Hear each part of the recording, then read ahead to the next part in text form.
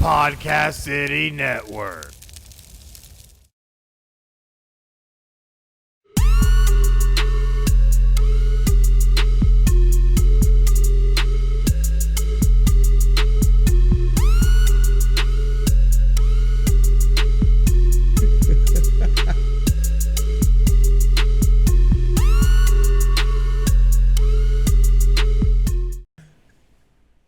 Oh my God, man. And we welcome to another episode of Final Score. I'm Chris, this is Craig, and we are now hitting the Dirty 30. We're actually, our show's almost going to be older than us. Oh my gosh. Almost. Somehow. It's getting there. But to make sure that you keep up with the old age known as with the great show known as Final Score, all you have to do is follow us on social media on Instagram, Facebook, and Twitter at PCN Final Score. Make sure you hop on over, give us a like, give us a follow. Make sure you get those notifications checked marked. That way you don't miss out on all the great things that we do. But also, if you want to catch our content, you need to go over to the great places like Spotify, iHeartRadio, iTunes, Podbean, Stitcher, TuneIn, Google Play Music, and of course, PodCoin, the service that pays you to listen to our podcast. Can't go wrong with that. Can't go wrong at all. Get paid. You literally get paid to listen to us. Literally it's great. Get paid. It's great. Like, how can you go wrong with that? You can't. That's why. But tell you what, it's going to be a really crazy show today. So much has happened. Near upsets, all kinds of crazy twists and turns. Quarterback that throws 9 touchdowns, I can't do it the following week. You know, it's craziness and madness. I think someone's a little bitter about that, losing that pick. Well, you know, I had a great weekend, and then, you know, I had to have that happen. So, you know, whatever. It's okay. But speaking of picks, we're going to take a look at our college football weekly pick'em because, like we said, it was a crazy week of football. Yeah, absolutely insane week of football. This week you had a dominating week, sir. I did. I mean, you went through, you said, you know what, that 10-6, that ceiling that I have, he's just gonna bust right through it. That's right. I like to be 13-3. Bravo, 13-3. Well, it could have been 14-2, but bravo, sir. Thank you, sir. Thank you. You weren't too shabby yourself. You went 12-4. Yeah, pretty good. I'm pretty confident in my picks this week versus last week. I went 8-8 last week. Not a great week, but I took some shots last week. I tried, and I even did it this week too. Because you let your heart, get in the way. With one game last week. With one game. Hey, that was one game that kept you from a winning record last week, sir. That is true. And actually, this week I had to look at it. The Arizona State Cal game. Oh my gosh, that was such a hard one to pick. It was a tough one. You realize? Did you know that I actually had Arizona State, and then I must have changed it last minute? That's the second week in a row I've done that. So you sabotaged yourself. So basically, I sabotaged myself. Or you could have been on my level at 13-3. I could have been. I could have been 13-3. But I mean, we're still both hitting over 70%. Oh yeah, right we're now. killing it. We're definitely killing it. And the fun thing about this is we're not picking like the Alabamas every week or the Clemsons. We're picking 16 games every single week, and they're usually either marquee matchups or close spreads. And I'm talking the furthest spread we had was 17, and that was Ohio State, Nebraska, which a lot of experts thought it was going to be a lot closer than that. I thought it was going to be closer. Yeah, most of the games we picked, the spreads are no more than 4 or 5 points. So, I mean, they're straight up pick'ems. Yeah, and in a lot of these cases, these are ranked teams. These are big rivalry games. Any number of things could always happen. So, we always try to make it interesting and able to go 13-3, And we're both, but like I said, we're both over 70%. It's a lot of fun. This week's going to be an interesting one. We had a couple of big matchups coming up this week. We did have a couple of huge matchups this past week, which I'm going to go ahead and throw up the graphic for some of the picks that we made. A lot of these were the games that we covered. A lot of crazy ones. Penn State, Maryland, we thought was going to be a lot closer. Penn State ended up just blowing out Maryland on the road. Penn State, they jumped a little bit in my rankings. I got them right outside the top 10. I was hating on them earlier in the year. I didn't even have them in my preseason top 25. I apologize, Nittany Lions fans. I apologize, Penn State fans. Killing it right now. Please apologize. We don't need them, attacking us because, it's okay. They're gonna, it should be a good game later this year. I don't talk too much crap because Penn State, Michigan always have some great games. Oh, they really do. They really do. But looking at some of these other matchups, some of these were really, really hard. Like Iowa State at Baylor. Who would have thought Baylor would have pulled the big win at home? Oh, wait. I did. You did. But still, it was an exciting game. I thought Brock Purdy would have had another bounce-back game. They kept it close against Iowa, who's a top 15 team. Definitely. Just goes to show you that every week is kind of a crapshoot when it comes to some of these programs. That was a really tough game. Virginia Tech and Duke. We thought that would be a close game, and Duke just came out firing. They were ready for that one. They looked really good. Really good. Very surprised in that one. Toledo BYU. Figured that would be a close game. I thought with BYU and how they played the previous weeks against USC and the Utahs, and I figured they would be able to beat a Toledo team even though they're on the road. Right. But Toledo, credit to them. Yeah, made it happen. Had a close victory at home. That was great. Definitely was. But man, that Virginia and Notre Dame game, not to even toot my team's own horn, but at the end of the day, that game ended up being a little bit of a nail biter in a way until that defense really took over in the second half. Yeah, I was really kind of surprised that not only that Virginia had the lead at halftime, but just they kept themselves in it. And I think that's a testament to how that program has really kind of made its rise over the last few years. And to go toe-to-toe on the road against a big-time program like Notre Dame, absolutely. So credit to them for staying in it. But then, as you said, the defense of the Fighting Irish eventually did catch up and dominate. Yes. And we'll definitely cover that a little bit more here in a little bit because that defense was top-notch this week. How about Wake Forest? Yeah, Wake Forest 5-0. Where did they come from? So I saw a stat earlier. This is a couple weeks ago when they had that UNC game, and they have been steadily on the rise. They've been in bowl games like the first. I think it was. Oh, what was it? It was something like 4 or 5 years in a row they've been in bowl games, something they've never done ever in their program history. And now that they're 5-0 for the first time since I think 1995 or something like that. It was some unreal stat the last time they went 5-0. But they've been really turning it on, and I've got them jumping up in my top 25 a little bit. Boston College is no joke team as well. No, definitely not. They played a few teams really tough this year. They were kind of hoping to have a bit of a bounce back year, but Wake Forest, way to go on the road. Well, I know too, Wake Forest, with them being 5-0, they're really trying to seek their first multi-win season since 2006. Just put that in perspective. I think that might have been the last time they went 5-0. That might have been it. Because that was when they ended up going 11-3, and they had Jim Grove as the head coach. They went on to the Orange Bowl and lost that year, but they got ranked up into the mid to high teens that year. So, this is a team that I think could do it, and it blows my mind that this was a team that was 7-6 last year, was getting blown out by teams that, were good, but they even got blown out by Notre Dame. Let's just put it in perspective. Notre Dame was a good team last year. Obviously, they made the playoff, but Wake Forest getting blown out by the Notre Dames of the world, getting blown out by Clemson. They just could not hang with anybody of any kind of notoriety. And now you have them at 5-0. They're the only other undefeated team right now in the ACC other than Clemson, which we saw what happened with Clemson this past weekend. Clemson, wow.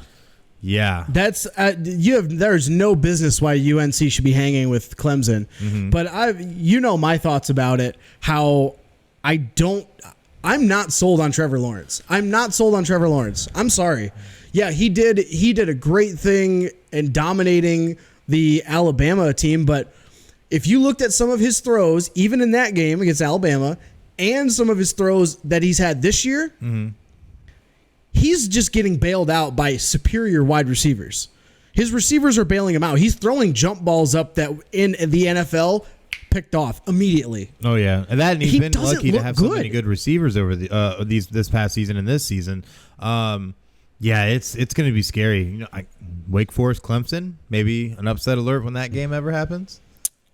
I wouldn't be surprised. It's like you said, Wake Forest has won 3 straight bowl games. They won the Military Bowl, the Belk Bowl, and the Birmingham Bowl. Right. 3 straight seasons. Of course, they didn't break over 8 wins, but if you have North Carolina, who's been historically not the greatest of teams these past few seasons, Wake Forest, I think it might have a shot. God, I would love to see that. Yeah, Dave Clawson's really turned that program around. His first 2 years, he went 3-9, and then 2016, they went 7-6, won that bowl. Mm-hmm. Then they went on to win those next 3 games, 7 wins, and now 5-0.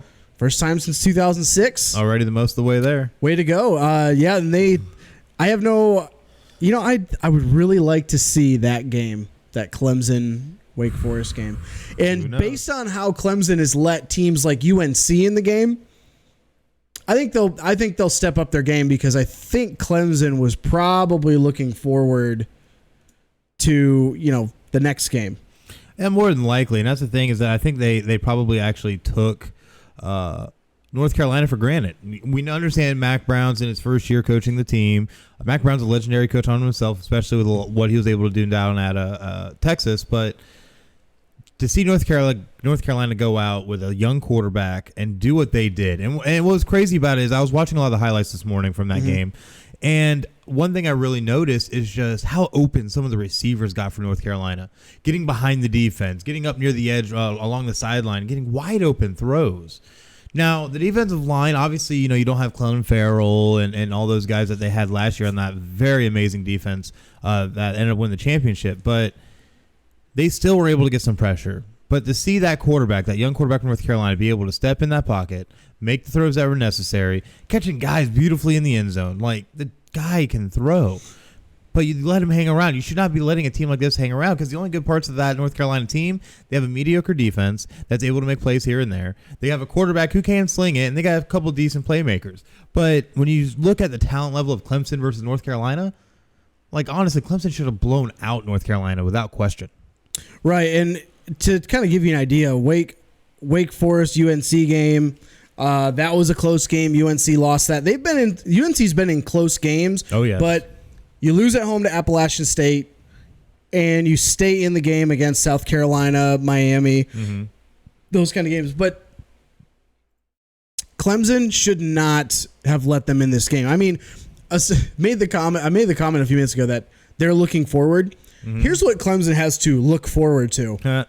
Home against Florida State, then on the road Louisville, home against Boston College, then home against Wofford, and then on the road at NC State. Their next 5 games are all against inferior opponents. Very inferior. Very inferior, until you get to Wake Forest in November. But even then, that game, and then the last game they have is South Carolina, their annual rivalry game. Clemson should be blowing these guys out by 35 points every single game. Should be. But it's just, I don't know. After watching that, they're not the number 1 team in the country. They can't be, because if you have to be blowing people out. Yes, you won. I get it. Yeah, a win's a win. Not when it comes to college football playoff. You have to win with style points. That's right. You got to win by a lot. That's why Notre Dame looks great defensively, but not offensively. But yeah, that's the games they have to look forward to. So if you're overlooking this game for next week's game against Florida State at home, and it's not even next week. They have a bye week next week. That's right.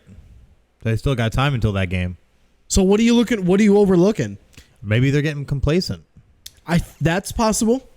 That's because possible. You think, you get that. I don't want to call it a championship hangover, because that's obviously not the way to look at it, because they have blown out teams like Georgia Tech and Syracuse, and of course Charlotte, but that's Conference USA. Who cares? So at the end of the day, though, they are a team that should be playing at a high level every single game, and now you hit this little roadblock where you get a 1-point win, and you got to keep in mind they fairly handled Texas A&M earlier in the season, beat them by 2 touchdowns, and that was a good Texas A&M team. So you go in against North Carolina on the road and win by 1, and barely win by 1, because North Carolina could have won this game. I feel like play calling is really what hurt them at the end. I'm not against the call for Mac Brown to go for 2 in that situation at the end of the game, because you are against the number 1 team in the nation, the defending national champion, the first 15-0 team ever.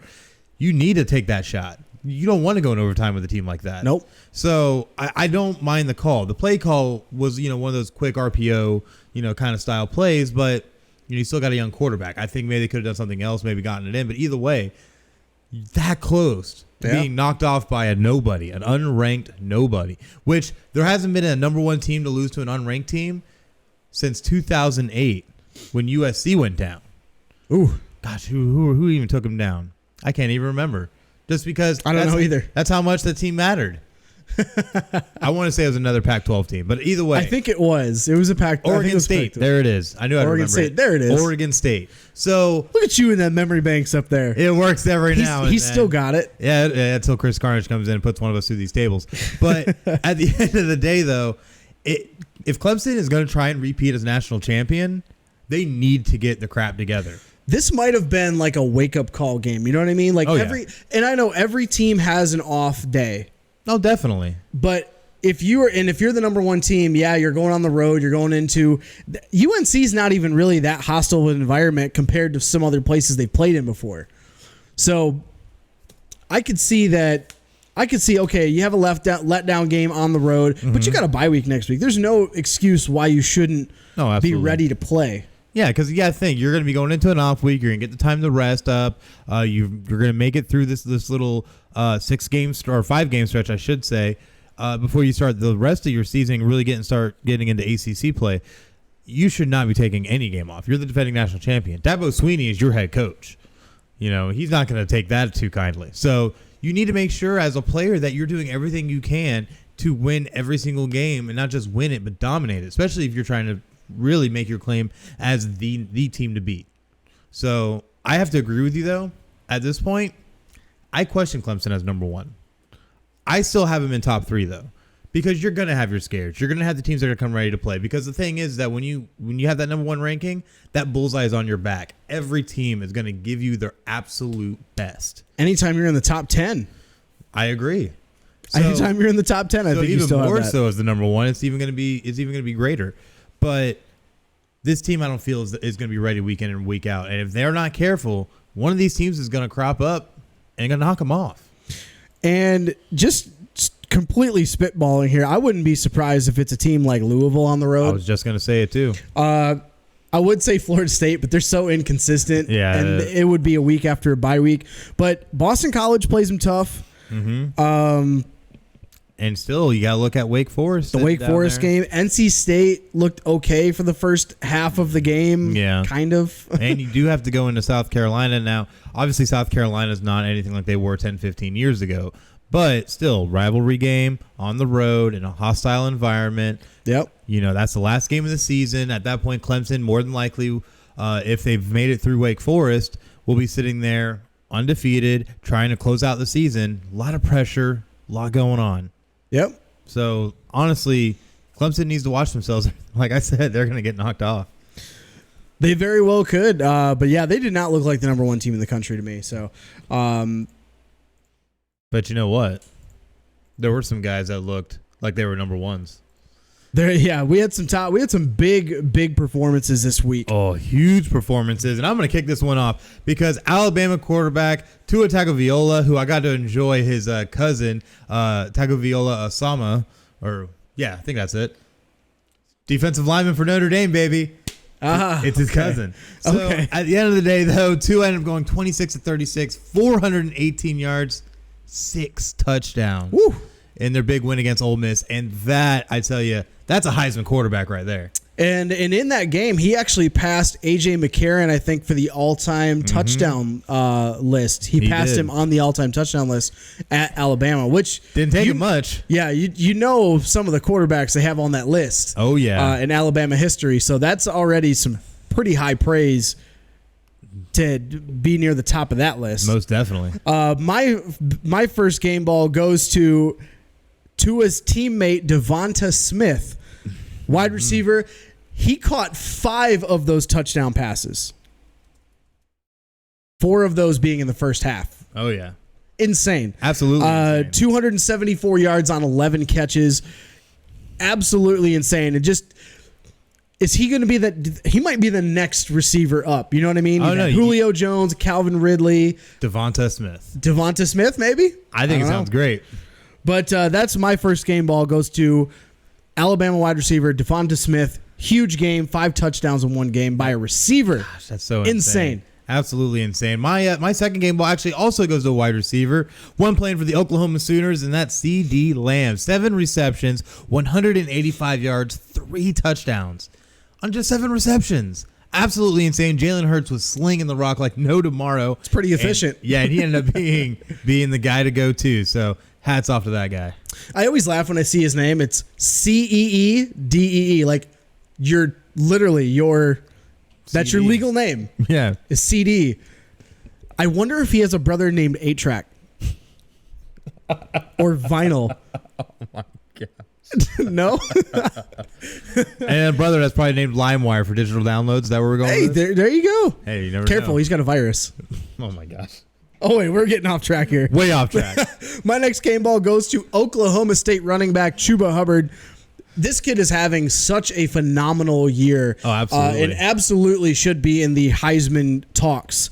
If not Heisman, definitely in the tops for running backs in the country. Oh, yeah. He is, I think, the leading. Multicamp. I believe he is in the leading rusher in the country right now, especially after this game. He had 25 carries, 296 yards on the ground, and a touchdown. Wow. He averaged almost 12 yards a carry. That's insane. This offense is explosive.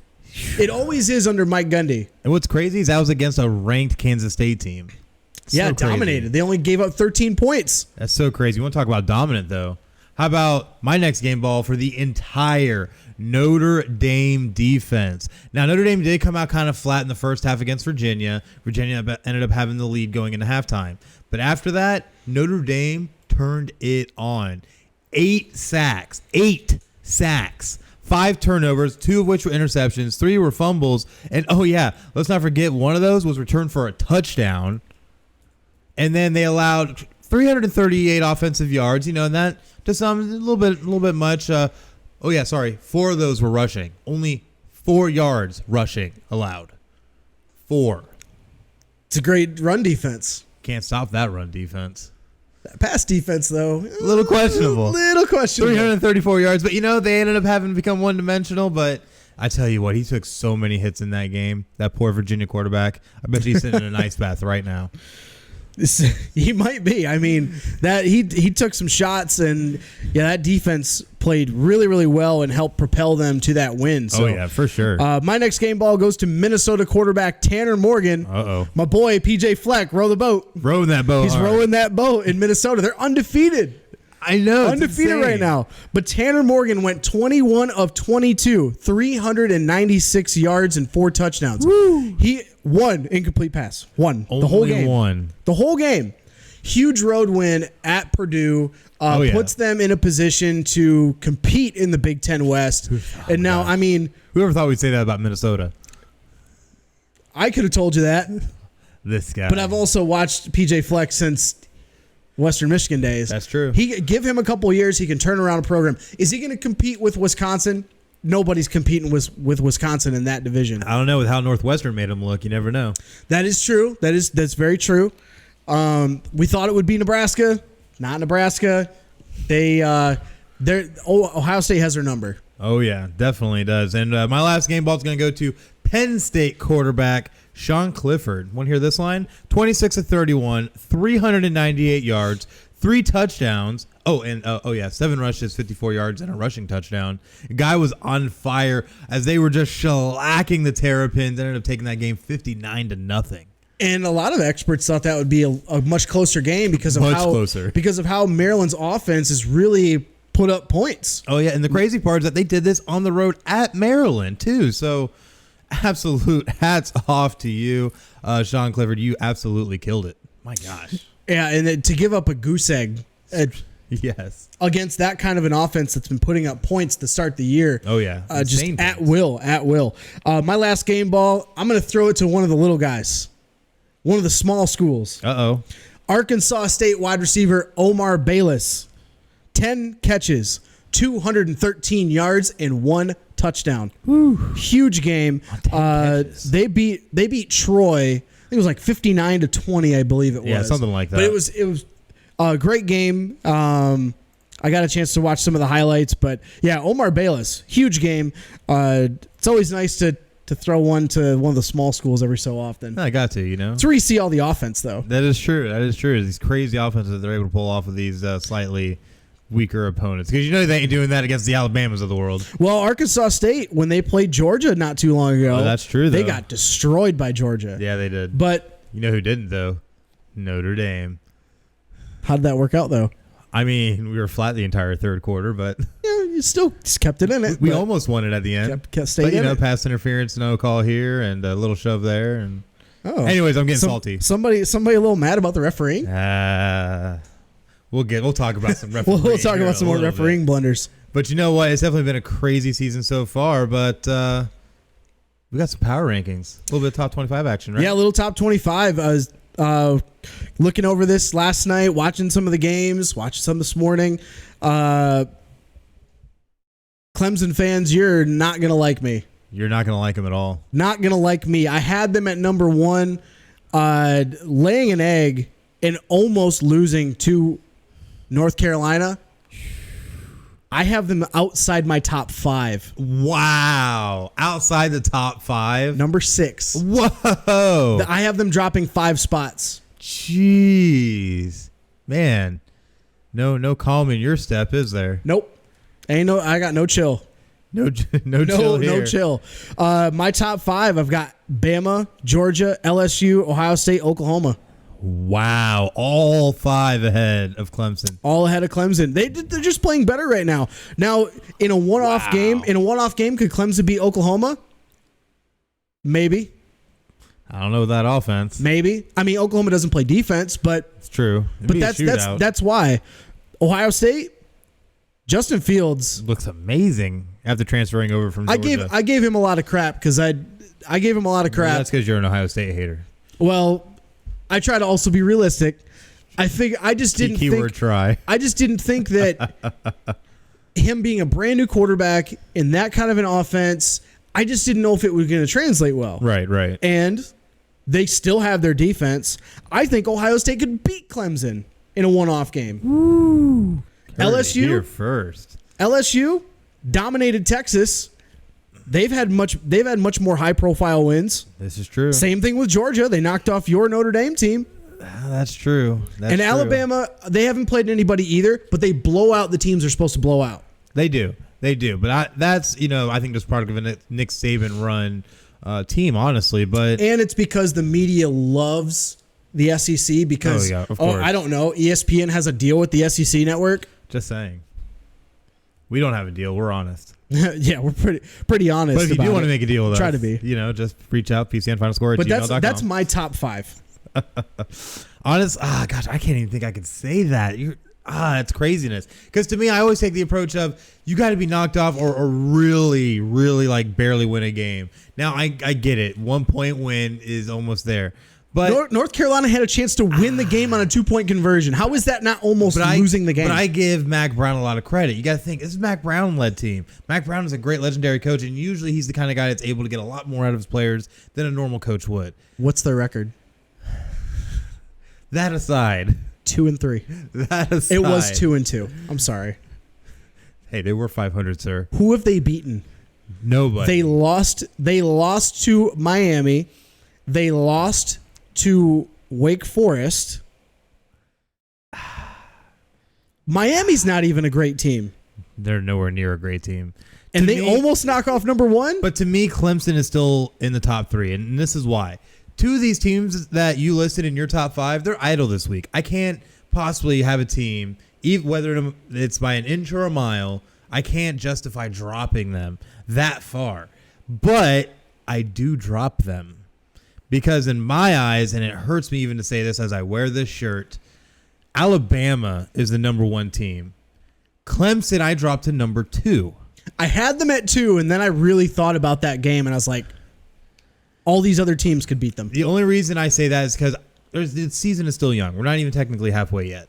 So there's still a lot going on. Georgia and LSU are both idle this week, so I can't justify dropping them. But they're really good teams. But Ohio State and Oklahoma did prove that they are dominated. Great teams. So not even that. Ohio State dominated on the road at Nebraska, which is a very tough environment.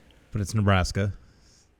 They're much improved from last year. I will agree with that. They are much improved and were able to put themselves in great positions in games. This Nebraska team, in the eyes of whoever you want to ask, whether it's in Lincoln or any of the even looking at the spread, it was 17. They destroyed that spread. Oh yeah, they thought it. I mean, the voters actually thought it would be, or at least Vegas thought it would be a pretty close game.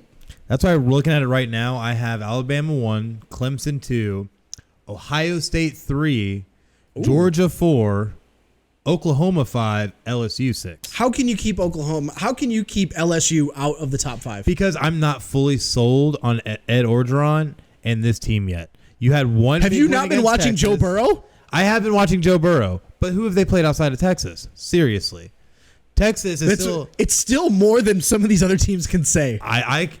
Granted, right? But the thing I look at is that Texas is still a team on the rebound itself. You just found out you had a quarterback last season in Ellinger, so they're still trying to. No, he came in. He was highly touted when he came in. He was highly touted, and he did play great when he finally got that start. But he's still a young quarterback, and this is still a team that hasn't had real success in a number of years. And Texas, give it to them. They've still been winning all their other games, but they're against teams they should be winning against anyways. Texas has not played anybody. Now, they still have the matchup with Oklahoma coming up in a few weeks in the Red River rivalry. Time out. You say Texas hasn't played anyone? Nobody outside of LSU. They almost lost to Oklahoma State. Oklahoma State was still an unranked team at that point. Right. They're a good team. And I agree with that. But Oklahoma State is not Oklahoma. And that's what I'm saying is that if Texas is going to be a team that's really going to prove themselves and show that they belong in the top 10, they have to be able to beat the Oklahomas of the world. And that's why in Texas, I'm just waiting on that and how that affected the LSU win, just because I want to see if Texas is able to stand up with a team that has been consistently amazing for the past few years. Oklahoma, they've had the past 2 Heisman winners. And are about to have the third in my eyes. So in this case, you're saying that, let's say, for instance, Texas loses the game against Oklahoma, but they win out the rest of the way. LSU's legit then, as is Texas. Okay, that's what I was looking for. Yes. All right. And at that point, honestly, if Texas were, even if they lost to Oklahoma and say it were, even a 14-point loss or something they'd be at like what, 10-2 at that point? They'd be at 10-2, and I'd probably still have them at the very least in the top 12, if not even the top 10. Because Texas, at that point, I think would have proven that they are a team that can hang around, because you've beaten a lot of pesky teams at that point that honestly could have a shot at the Big 12 title if things were to go horribly awry for Oklahoma, like the Oklahoma States of the world. So I feel there's a lot here that, LSU still has a lot to prove. And they haven't really gotten into the bulk of their SEC schedule yet either. Because, think LSU still has to play Alabama. They still have to play Auburn. There's a pesky Mississippi State team that's been hanging around as well. Well, they're playing at home against Florida in mid-October. And that's going to be a real big one in that crossover division game. So yeah, they got some tough games. LSU schedule real quick. They got Utah State at home. Then they got home against Florida, at Mississippi State. That's a tough game. Oh, yeah. Home against Auburn, then at Alabama. That's what I'm saying. They got some tough games. If LSU can even win 3 of those 4 games, LSU, I think, is still legit. If they win all those games, LSU's in the top 3. If LSU beats Alabama, they could possibly even be number 1. I have no problem with them putting them number 1. Especially if Clemson keeps playing the way they've been playing, LSU could be surefire number 1. But you also have to keep in mind Georgia. Now, Georgia has a little bit of an easier path just because the SEC East is nowhere near as strong as the SEC West. Right. So, really, Georgia really only has to worry about Florida. If they can make it past Florida in the biggest outdoor cocktail party. Well, they still play Auburn this year on the road. Oh, that's true. They do play Auburn as well. Let's not forget that one. They play Auburn's a good team. Auburn on the road. They play Florida on the road. They play home against Texas A&M. And they're home against South Carolina. Mm-hmm.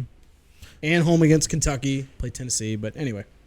Yeah. But so you've got the top 5 being Bama, Clemson, Ohio State, Georgia, Oklahoma? Mm-hmm. Okay. With LSU at 6. Who fills out your top 10? From there, I always wanted to put Wisconsin higher, but after what they did against Northwestern, I can't. But there are teams here that, and this one might surprise people, I'm jumping Penn State all the way to 7. I think Penn State is a team that can hang. And not just hang, but dominate. So even without, Saquon Barkley, even without Miles Sanders, even without all the great running backs that they have, I think Penn State is going to be a team that's going to compete. I can't put Penn State over Wisconsin right now. I can't. I can't put Penn State over Wisconsin because Penn State hasn't beaten anybody yet either. And they almost lost to Buffalo Buffalo hung around till the fourth quarter. And then you had Wisconsin almost lose to Northwestern. They didn't almost lose. Northwestern, they were in that game. Up until probably like the third, midway through the third. They were up by a good amount throughout the whole game. Northwestern scores at the end, and they keep the score close. That game was not close. Wisconsin didn't look good, though. Well, they've actually beaten, if you want to look at resumes, they've actually beaten a ranked high-profile team in dominating Michigan. And I think that right there would put Wisconsin over Penn State for me. Well, you're going to hate my next comment is I don't think the Michigan win's going to matter, honestly, as the season goes on, just because I don't think I don't think they are who they think they are. We are who they thought they were. So I think Michigan, honestly, is a shell. We need a soundboard on this. We do need a soundboard. That'd be great. I'd have so many good things. You know why? Because I'm a man. I'm 40. Anyways. Oh, man, I'm 40. But Michigan, they might look okay, especially after beating Rutgers, but I think this is all just a farce. I think what's going to end up happening is Michigan's going to end up losing games that, people might expect them to lose, especially when it comes to, say, Ohio State or Wisconsin. But I don't think it's going to be as pretty. Like the Wisconsin game, Michigan got dominated. I think when Michigan plays Ohio State, they're going to get dominated. Justin Fields is going to make that defense look silly. I think that Michigan also is not going to look good against other opponents like Michigan State. I think that they're going to end up showing that Michigan they're not. State is so Jekyll and Hyde, though. You don't know what you're getting. I agree. I really do. But that game is like any other. It's like Notre Dame Navy. Yeah. No matter what the records are, throw the records out the window. Doesn't matter. Absolutely agree. All right, so you've got. So I would have Penn State at 7. Penn State at 7. I keep Florida at 8. Okay. Auburn at 9. I still got Notre Dame 10. Just because if they can get that offense going, Notre Dame's a dangerous team. Okay. If they can get the offense going. I've got Clemson at 6. Because remember, I dropped them down. Yes, you did. Auburn stays at 7 because they dominated Mississippi State. Right. I have your Fighting Irish at 8. Oh, I think that's nice. I think it's a pretty dominating win against a ranked Virginia team. And I agree. The only reason I couldn't move them up is just because that offense, like the running game looked great. It was great. We found a running game, right, with Tony Jones Jr. But I got to see more from Ian Book. But you win by 15 points against a ranked team. That's a good win. That's true. But Ian Book did not throw a touchdown. All 3 of the touchdowns came via the run through Tony Jones Jr.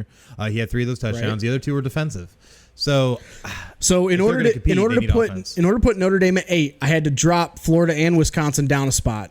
Florida, I dropped them down to 9. Mm-hmm. Yes, they won 38-0, but you beat freaking Towson, okay? And they didn't even look good. Yeah, it was an ugly win. They didn't look good. I'm sorry, Gator fans, that was not a good win. Schedule better people. Number 10, Wisconsin. Yeah. Number 10, Wisconsin. They didn't look great against Northwestern, so I can't move them up, but I can't really hurt them for winning either. In a conference game, Northwestern plays everyone tough. They do. So that rounds up my top 10. 11 through 15. I got Penn State moving up to 11. I had them at 13 last week. I had them jumping in Idle, Texas, and Oregon. Mm-hmm. So Texas 12, Oregon 13. I got Iowa and Washington staying at 14 and 15 again this week. Even though they had a big win, Iowa dominated Middle Tennessee, and Washington won at home against USC. Mm-hmm. But I don't think they didn't leapfrog the other 2 teams, in my opinion. So I top 15, I think they're still pretty set there. That's definitely pretty awesome. I got Texas at 11, still hanging out. However, Oregon, I'm not quite as impressed with. I really thought Justin Herbert was going to be a much better quarterback. Not that he's doing bad. I don't want to make it sound like he's doing horrible, but with all the hype he had, maybe it's just overhype at that point. But it's also because Oregon, when they're in the national spotlight and you think of Justin Herbert, you think, he's going to put up Mariota numbers. Exactly. This is not the same offense. And that's true. This isn't a Chip Kelly-led insanity. Right. So it is a little different. But he's a better. Well, it's because he is a NFL prospect. Because I think he's on par with where Mariota was at that stage of his career. Right. But I think that offense is a little more catered to the NFL versus like Mariota was basically had never had to make any reads, and it was just true. Didn't have to make any reads. So I think Herbert actually has to make some reads. Mm-hmm. But I think, they're in the national spotlight. maybe not as much. But I think Oregon's still a good team. Other than the game against Auburn, he still had pretty healthy stats. And he did. And it's not that I want to make it seem like, he's not a good player. He definitely is a great player. I think there's a lot of players that are outpacing him, though, at this point. And that's the big thing that I see is that he's being outpaced. But with that, like I said, Texas at 11. I actually have Iowa jumping to 12. Okay, Washington at 13. Ooh, okay. Oregon at 14. Okay. And you still got to keep them in there because they did win. And against a team I thought was going to do a lot better, I got Utah at 15. Okay. It's a good win, though. Very good. It's a very solid win. And you know what was great? They played really, really solid defense against Washington State, which is something they really needed because with how that team came out against UCLA, throwing 9 touchdown passes, and breaking their record for the team, and then for Utah basically to hold them to just 13 points. All right, I can see that. I can see that. All right, 16 through 20. You're gonna hate me here. Oh gosh, here we go. Michigan at 16. I have them jumping 4 spots from 20 from last week. And remember last week, I told you after that game, I had a hard time keeping Michigan in the top 25 altogether. Right. I had a tough time putting them at 20 because I thought they didn't even deserve to be a top 25 team. But they come back and answered in a huge way. Yes, it was Rutgers, but still they did it. But still, you won by 50-plus points. Mm-hmm. Harbaugh's done that 3 times in his Michigan career. It had only been done 3 times previously in the previous 20 years. Whew. So I'll give them credit, and I think the big reason why that they won as big as they did, the first couple weeks of the season, the first 3 weeks, Josh Gaddis, the new offensive coordinator, had been relegated to being up in the booth calling plays. What happened to Michigan while those first 3 weeks? There was no fire on the sideline. It's just Harbaugh just not being the Harbaugh guys, we thought he would be. We're playing football. So where's my khakis? Right. But in this game, Gaddis comes down, coaches on the sideline, which he had been coaching on the sideline all spring and all fall camp. True. So why put him up in the booth?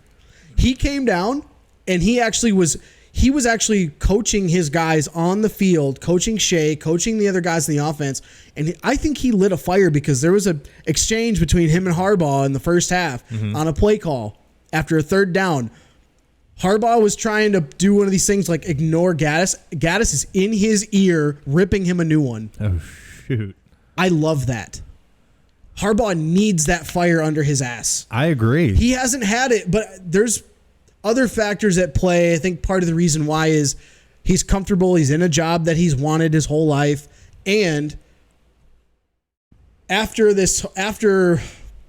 what was it? I think one of the Ohio State losses or something. His dad died of a heart attack. Right. I'm sure his wife was like, chill the F out. You need to calm down. He ain't getting any younger. I get it. He's definitely not. But there's no fire from Harbaugh anymore. And I don't see it. And I love having Gaddis on the sideline because young, fiery coach, you need that spark. They actually played like they cared to be there. You know what I mean? Yeah. So that's why I put Michigan at 16. I had them jumping over Boise State, Utah, and Texas A&M. Boise was idle.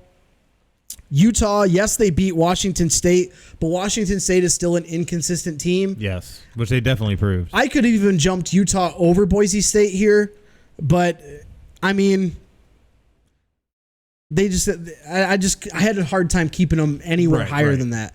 Texas A&M, they did win, but sitting at 3-2, they lost against some tough teams. Someone's got to drop in order for them to go up, for Michigan to go up. Absolutely. And then at 20, I moved UCF back in the top 20. They jumped 4 spots. I had them at 24 last week. Ooh. But I have them at 4-1. They dominated against a team they're supposed to dominate in UConn. But we talked last week, and you gave me crap why I had them at 24. I did. You remember why that is? I do now. Because the team they beat, Pitt, or the team that beat them, actually, Pitt that beat UCF. You know what they did this week? What'd they do? They barely beat Delaware, who's a 1AA, a FCS team. Hey, Joe Flacco went to Delaware. My point. Exactly. Joe Flacco went to Delaware. But UCF went on the road, yes, in a tough environment, but you're still supposed to win those games. Yeah. And the fact that you lost to a team that almost lost to Delaware, That's why I had them drop so low. Now you got to work back in. They're still going to be the best group of 5 team that makes it to that bowl game. I mean, unless Boise State wins out. Boise State. But if Boise State runs the table in the Mountain West, they're going to make it in. Absolutely. But UCF, I don't want to hear UCF fans complaining about how this system's rigged. Yo. Go join a better conference. Exactly. Join a better conference. Because they're like, well, big teams won't play us. Florida won't play us. Yeah, no shit, Sherlock. They don't want to play you because it's a trap game for them. Yep. It doesn't make sense. If you want, try to get in. It's going to be tough for them to get into any conference, though. Right. ACC don't want them because Miami doesn't want them. Miami doesn't want that recruiting war. And they're not going to get in the SEC because the SEC doesn't think that they are on that level. SEC level. Right. So you're kind of stuck. I'm sorry.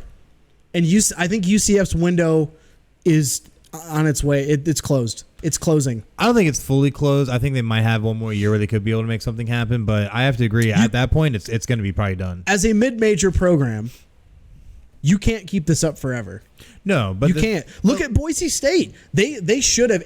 I don't know why they didn't do this when they were in the early mid 2000s when they were competing like UCF is doing, has been doing, off Oklahoma in 07. knocking off Oklahoma and stuff like. I thought they should have joined the Pac-12 when they got up. Oh, there. absolutely. But they didn't. Whether it was the Pac-12 saying we don't want you, which was stupid.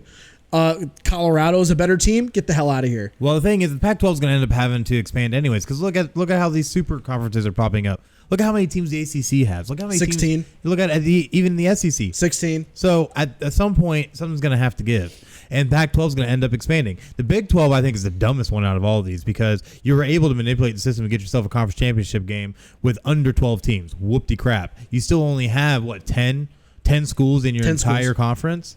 That's going to have to increase eventually, too, if you want to be able to stay competing with the other conferences. Sure, you have Oklahoma and Texas, but they can't carry the banner forever. They're in a tough spot because they needed Texas A&M to stay. They did. They needed teams like the fact that Nebraska left and went to the Big Ten. Yeah. That hurt them a lot. I think eventually the Big 12 is going to have to dissolve. Ooh. Eventually, it's going to have to happen. I mean, maybe. I feel there's programs that are rising that might be able to help fill out and be that competitive alternative, like maybe a Houston or something of that nature. Houston's not the team that they were a couple years ago. Even Look true. At when they brought in TCU. Remember, they were making bowl games and top 15. They still had like Andy Dalton and stuff going on. What are they doing now? Not much. Not much. It really hurts when you have teams like Kansas and. Hey, that's a Les Miles, Kansas. Thank you. And they got blown out by TCU this weekend. They did. But all right, anyway, who do you got for your 16 through 20? Oh my gosh, from my 16 through 20, a lot of craziness going on. At 16, I have Boise State. I still feel with them being undefeated that currently with UCF losing to Pitt, like you said, who almost ended up losing to Delaware, Boise State at this point in my eyes is the best non-Power 5 conference team that there is out there right now. And I think that they have the ability to not only run the table, but also maybe make a push into a New Year's Six bowl game or even the playoff if craziness were to happen at the top. So I got Boise State sitting there. Behind them, it gets a little crazier because we had a bunch of teams lose. Virginia got knocked off. USC ended up losing. So UCF did win in dominating fashion, but I feel like you do. They still need to prove themselves to get back really in the conversation. So at 17, I have your Michigan Wolverines. Fair. That's fair. At 17, I was impressed by the fact that they did bring the offensive coordinator back onto the field. There seemed to be a lot more of a fire going on, and they were able to execute. And I do understand it's Rutgers, but we were talking about this before the show. Scoring 50 points on anybody is not an easy task. Especially a conference opponent. Now, they did have the luck of being at home, but still, you hung 50-plus and goose-egged the other team. I think that maybe Michigan might be able to use this as a way to start getting a little roll going if they can keep things going. Well, they've got a gauntlet coming up. Huge gauntlet, including Notre Dame. We have the toughest remaining schedule. Well, yeah, you got to go play. You get at Iowa at home, which is going to be a really tough matchup. You do have to play on the road at Illinois, but then you have to follow that up on the road at Penn State. Yep. Which that's going to be a hell of a game. And then you got to come home against Notre Dame, which is going to be a real crazy game. I'm sure it's probably going to end up being a night game because of how important that game is going to be. Absolutely. And we already know records for the Big House were against Notre Dame for attendance. So Just saying, it's going to be a big, huge environment there. They probably will set another attendance record at that game. Oh, I guarantee it. Guarantee it. And then they got to play at Maryland, but then at home against Michigan State, at Indiana, but then at home against Ohio State. Yeah, 3, 4, 5 of those teams are all ranked. Yeah, Iowa, Penn State. 5 of your last 8 games are against ranked teams. Yeah, that's crazy. So like I said it before, I'll say it again. I'm not moving from this position. If Harbaugh loses 4 or 5 games this year, he needs to go. I think he'll be out the door no matter what, because Michigan has a level of excellence they want to be able to get back to. They want to be able to start competing for national championships again. And if you have Harbaugh on the sideline and you guys are losing games, has Harbaugh ever beat Ohio State? No. Exactly. How good is he against Michigan State? 2-2. Exactly. He's not. Okay, I'm throwing that one out the window though. Well, Michigan State, because with how we could have been 3-1 if it wasn't for that muffed punt thing. Yeah, that's true. But that was so that could be 3-1. It could be. He's 0-1 against Iowa. Yes. This is a chance to even it up. Mm-hmm. Getting your butt kicked by Ohio State every year, that's inexcusable. But even then, especially for it being a rivalry. Even then, Harbaugh is 3-1 against Penn State. Mm-hmm. On the road at Penn State, I don't know. That's going to be tough. That's going to be really tough. Everyone else in the Big Ten, he is 20-0. Everyone else in the Big Ten. But look at what else you have in the Big Ten. There's not a whole lot. I mean, when you're beating the Indianas and the Purdues of the world, what is that really to hang your hat on? And that's the thing, is that if you're not winning the big games... An inflated record like he has. An inflated record, yeah. Makes it look kind of good.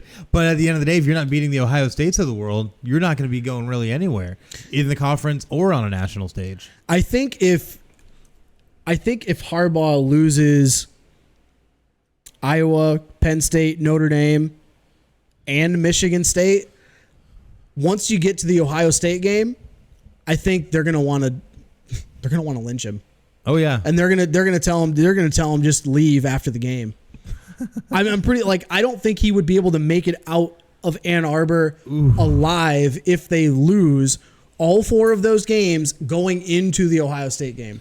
I don't think Harbaugh makes it out of that city alive. No, I'd have to agree. I don't think he does either, because he touted so much and put all these expectations and all these claims and all these different things that they were going to do, and year after year, it's nothing. It's become worthless, and I don't think Michigan fans are going to want to keep putting up with it, especially if you end up losing to the majority of these ranked teams left on the schedule, which I already have a feeling Ohio State, that's going to be a loss. Notre Dame, more than likely, is going to be a loss, especially if that defense shows up like it did against Virginia. It's going to be really tough if that defense shows up. Oh yeah. I think for his life. I think that game is going to be a struggle game because for both teams. The offenses can both struggle at times. Yes. Be interesting. But, it's going to be real interesting. Yeah, but so filling out the top 25, 21 through 25. Well, hold on. I didn't even finish my other picks. I got hung up. I thought you did all your 20 I got Michigan stuck at 17. So, my bad. But I have a lot of teams that fell out. Texas A&M, I would probably move up to 18 at this point. It was a win. It was hard to kind of move them up, but I still think Texas A&M has the talent. It wasn't a great win at Arkansas, though. It really was. Well, it was a neutral site game at that. That's right. But either way, Texas A&M, the losses they have were ones that we kind of, in a way, saw coming. So I still think they're a good team, and I still think they can make some noise. But looking at, where am I at now? 19. Cal drops to 19. 15 to 19, because Arizona State's a much better team than a lot of people give credit to. Because Arizona State, I did move into my rankings, not at this point, but they're going to be in there a little later. Michigan State, I also had jump up a little bit. They're 20 for me. Michigan State's definitely been showing since those first 2 games that they do have an offense. And they have a defense that can play a little bit of ball too. They just got to get out of the Jekyll and Hyde mentality, because it's not even like from game to game. It's all the way down to the point where it's almost like series to series. You have one offensive series, you look great, you get the ball in the end zone, the next offensive series, you're 3 and out. That's their big struggle. That's their big struggle in East Lansing, is they're going to have to figure out on the offensive side of the ball who's going to show up from drive to drive. Absolutely. All right, but who do you got 21 to 25? 21 to 25. I have Wake Forest at 21, being 5-0, winning on the road at Boston College. I mean, keep winning games, you're going to have to move up at some point. Oh, absolutely. So I've got them at 21. Michigan State at 22. I had them unranked previously. It was 40 to 31 against Indiana. I think they should have won by a bit of a wider margin, but their defense is good enough. I think they are a top 25 team. Okay. 23, Oklahoma State. Good. Okay. winning against Kansas State, and they kept the game against Texas close. They did. I was going to put them in the top 25, especially if they beat Texas, but I think their offense is one of the best offenses in the country right now. I absolutely agree. So I got them at 23. 24, USC. They lose on the road at Washington, but I'm barely keeping them in there because they're still a very talented team. Mm-hmm. Even with all the issues they've had at quarterback. And all the injuries they've had. And then 25, I keep Virginia in, rounding out the top 25. So I dropped Cal out completely. Ooh, look at you just dropping them all the way. And I think part of the reason why they were in there to begin with is because just they were undefeated. And the media's like, oh, we want another West team. Let's pull somebody in. It would have been Arizona State, but they drop a game that they shouldn't have dropped. So, but I had a hard time. I dropped Kansas State out of my top 25 as well. Obviously, they lost. Right. So those are my two teams that dropped out from last week. I had a hard time trying to find a place for Arizona State. TCU's another team that could be in the top 25. They definitely could be. Just to name a couple. So that's how I round out mine. For mine, let's see. At 21, I have UCF. They did win in dominating fashion, but they don't rise, obviously, very much for me at all. So I give them the little tick mark, and we carry on. But they still have a lot to prove. So we'll see how that comes in the coming weeks once they get against some better opponents. I dropped Virginia down. Even though Virginia did get dominated by that Notre Dame defense in the second half, they still were showing a lot of fire and that they could score. And they were able to go up and lead at halftime on the 10th-ranked team in the nation. So I have them actually at 22. I didn't want to drop them too far because I felt they did play a good, solid game. So they dropped 4 spots from the initial rankings from 18. So that's where they'll be. At 23, though, this is where things get a little tougher. Kansas State dropped all the way out for me. USC dropped all the way out for me. I can see that. All right. So at 23, I have Oklahoma State because I agree that offense is a great offense, possibly one of the best right now in the country. If they can keep that rolling, that could lead them into all kinds of great things in the Big 12, especially if they're able to pull some things off against a nice little in-state rival. So see what happens. At 24, though, gosh, it gets so crazy when you get down here. Wake Forest. Oh. At 24. I still want to see what Wake Forest can do. They still have a lot to prove, but I feel they've proven enough to at least be in these rankings. Okay. So Wake Forest is 24. See if they can get things rolling a little bit more. Because honestly, if they start notching off some wins against ACC opponents, they're able to stay undefeated, getting past the halfway point, this is a team I think you're going to start seeing on the rise. So we'll see what they can do. 25. Very, very hard to pick in all kinds of ways. I was really mad Washington State lost. I was hoping to try and keep them, get them up in here. Yeah. But, that didn't happen. So kind of ended the way it did. But right now, a little surprise, SMU. Oh, that is a surprise. They won. Yeah, they beat a terrible South Florida team. Yeah, they did. But SMU is still finding ways to win. And that's the big thing I'm looking at with them is that day in and day out, they still find ways to win. It may not be pretty, but it might be a team to look out for because I don't see anybody else I really want to feel safe putting in this spot is really what it comes down to. Minnesota was real close, but I'm still not fully sold on them either. But I'm going with that. Well, SMU lost to TCU. I thought they beat TCU. Or they beat TCU. I'm sorry. I say don't do that to me. Don't do that to me. Okay, I could see that. So it's just a for bit now, it's a bit of a stretch. And some might say I'm crazy, but hey, SMU ain't a bad okay. team, and they've hung around with some decent teams this year. So see what they happens. barely beat Arkansas State, and TCU is the only big conference opponent they've played so far, and the only one they'll play again until Houston at the end of October. I don't like their schedule. I don't know. But 25, that's okay. I guess I could see that. Trying to see it from your point of view over there, but I mean, you're the one who likes Michigan, so seeing it from your point of view is always hard. So. Whoa, shots fired. Shots fired. But yes, SMU at 25, and that's my top 25. We'll have these. We're gonna have these released on social media today, maybe either today or tomorrow. One of the two. We're gonna try to get those out for everybody. So check those out on the Instagram and Facebook at PCN Final Score, Facebook.com/PCN Final Score. That's right. And we got one little bit of college news left. Man, we've already been taking up an hour with all this college football going on. Look at us go. But the big thing, Oklahoma and Notre Dame finally won their 900th game. In Notre Dame's case, the second time they've done it. Again. But thank you, Manti Te'o. oh my gosh, don't even get me started. You and your girlfriend. No? Oh, sorry. Should we hang the jersey? Too soon? That jersey right there for you? Yeah, here's his girlfriend's jersey. Oh my goodness. Welcome to the 900 club, sir. Yes. Again, yes, because Notre Dame did have to vacate 21 wins due to NCAA sanctions. Formerly, Notre Dame was the number 2 winningest program behind your Michigan Wolverines, who are now at 959 wins. So, real great to see them. They're still up there, I think, tied with Nebraska, Texas. And there's one other 900 win team I'm forgetting right now. But still, sitting 8th right now, tied for 5th, I should say, with all those teams. So, not too shabby. Not too shabby. Maybe one day we get those 21 wins back. Maybe? I don't think so. Damn it, I don't think we're going to give it back. I really want to catch up to Michigan. You're going to have to wait. Yeah, well, you're going to need more Rich Rod era. Yeah. You're going to need more Rich Rod era, which we don't want. I mean, Harbaugh ain't doing too bad of a job. He only loses big games. His remember, his record is inflated because... Yeah, but Notre Dame, we went undefeated last year. Probably going to be one loss this year. So I feel pretty good about what we're doing. If Michigan somehow runs the table... If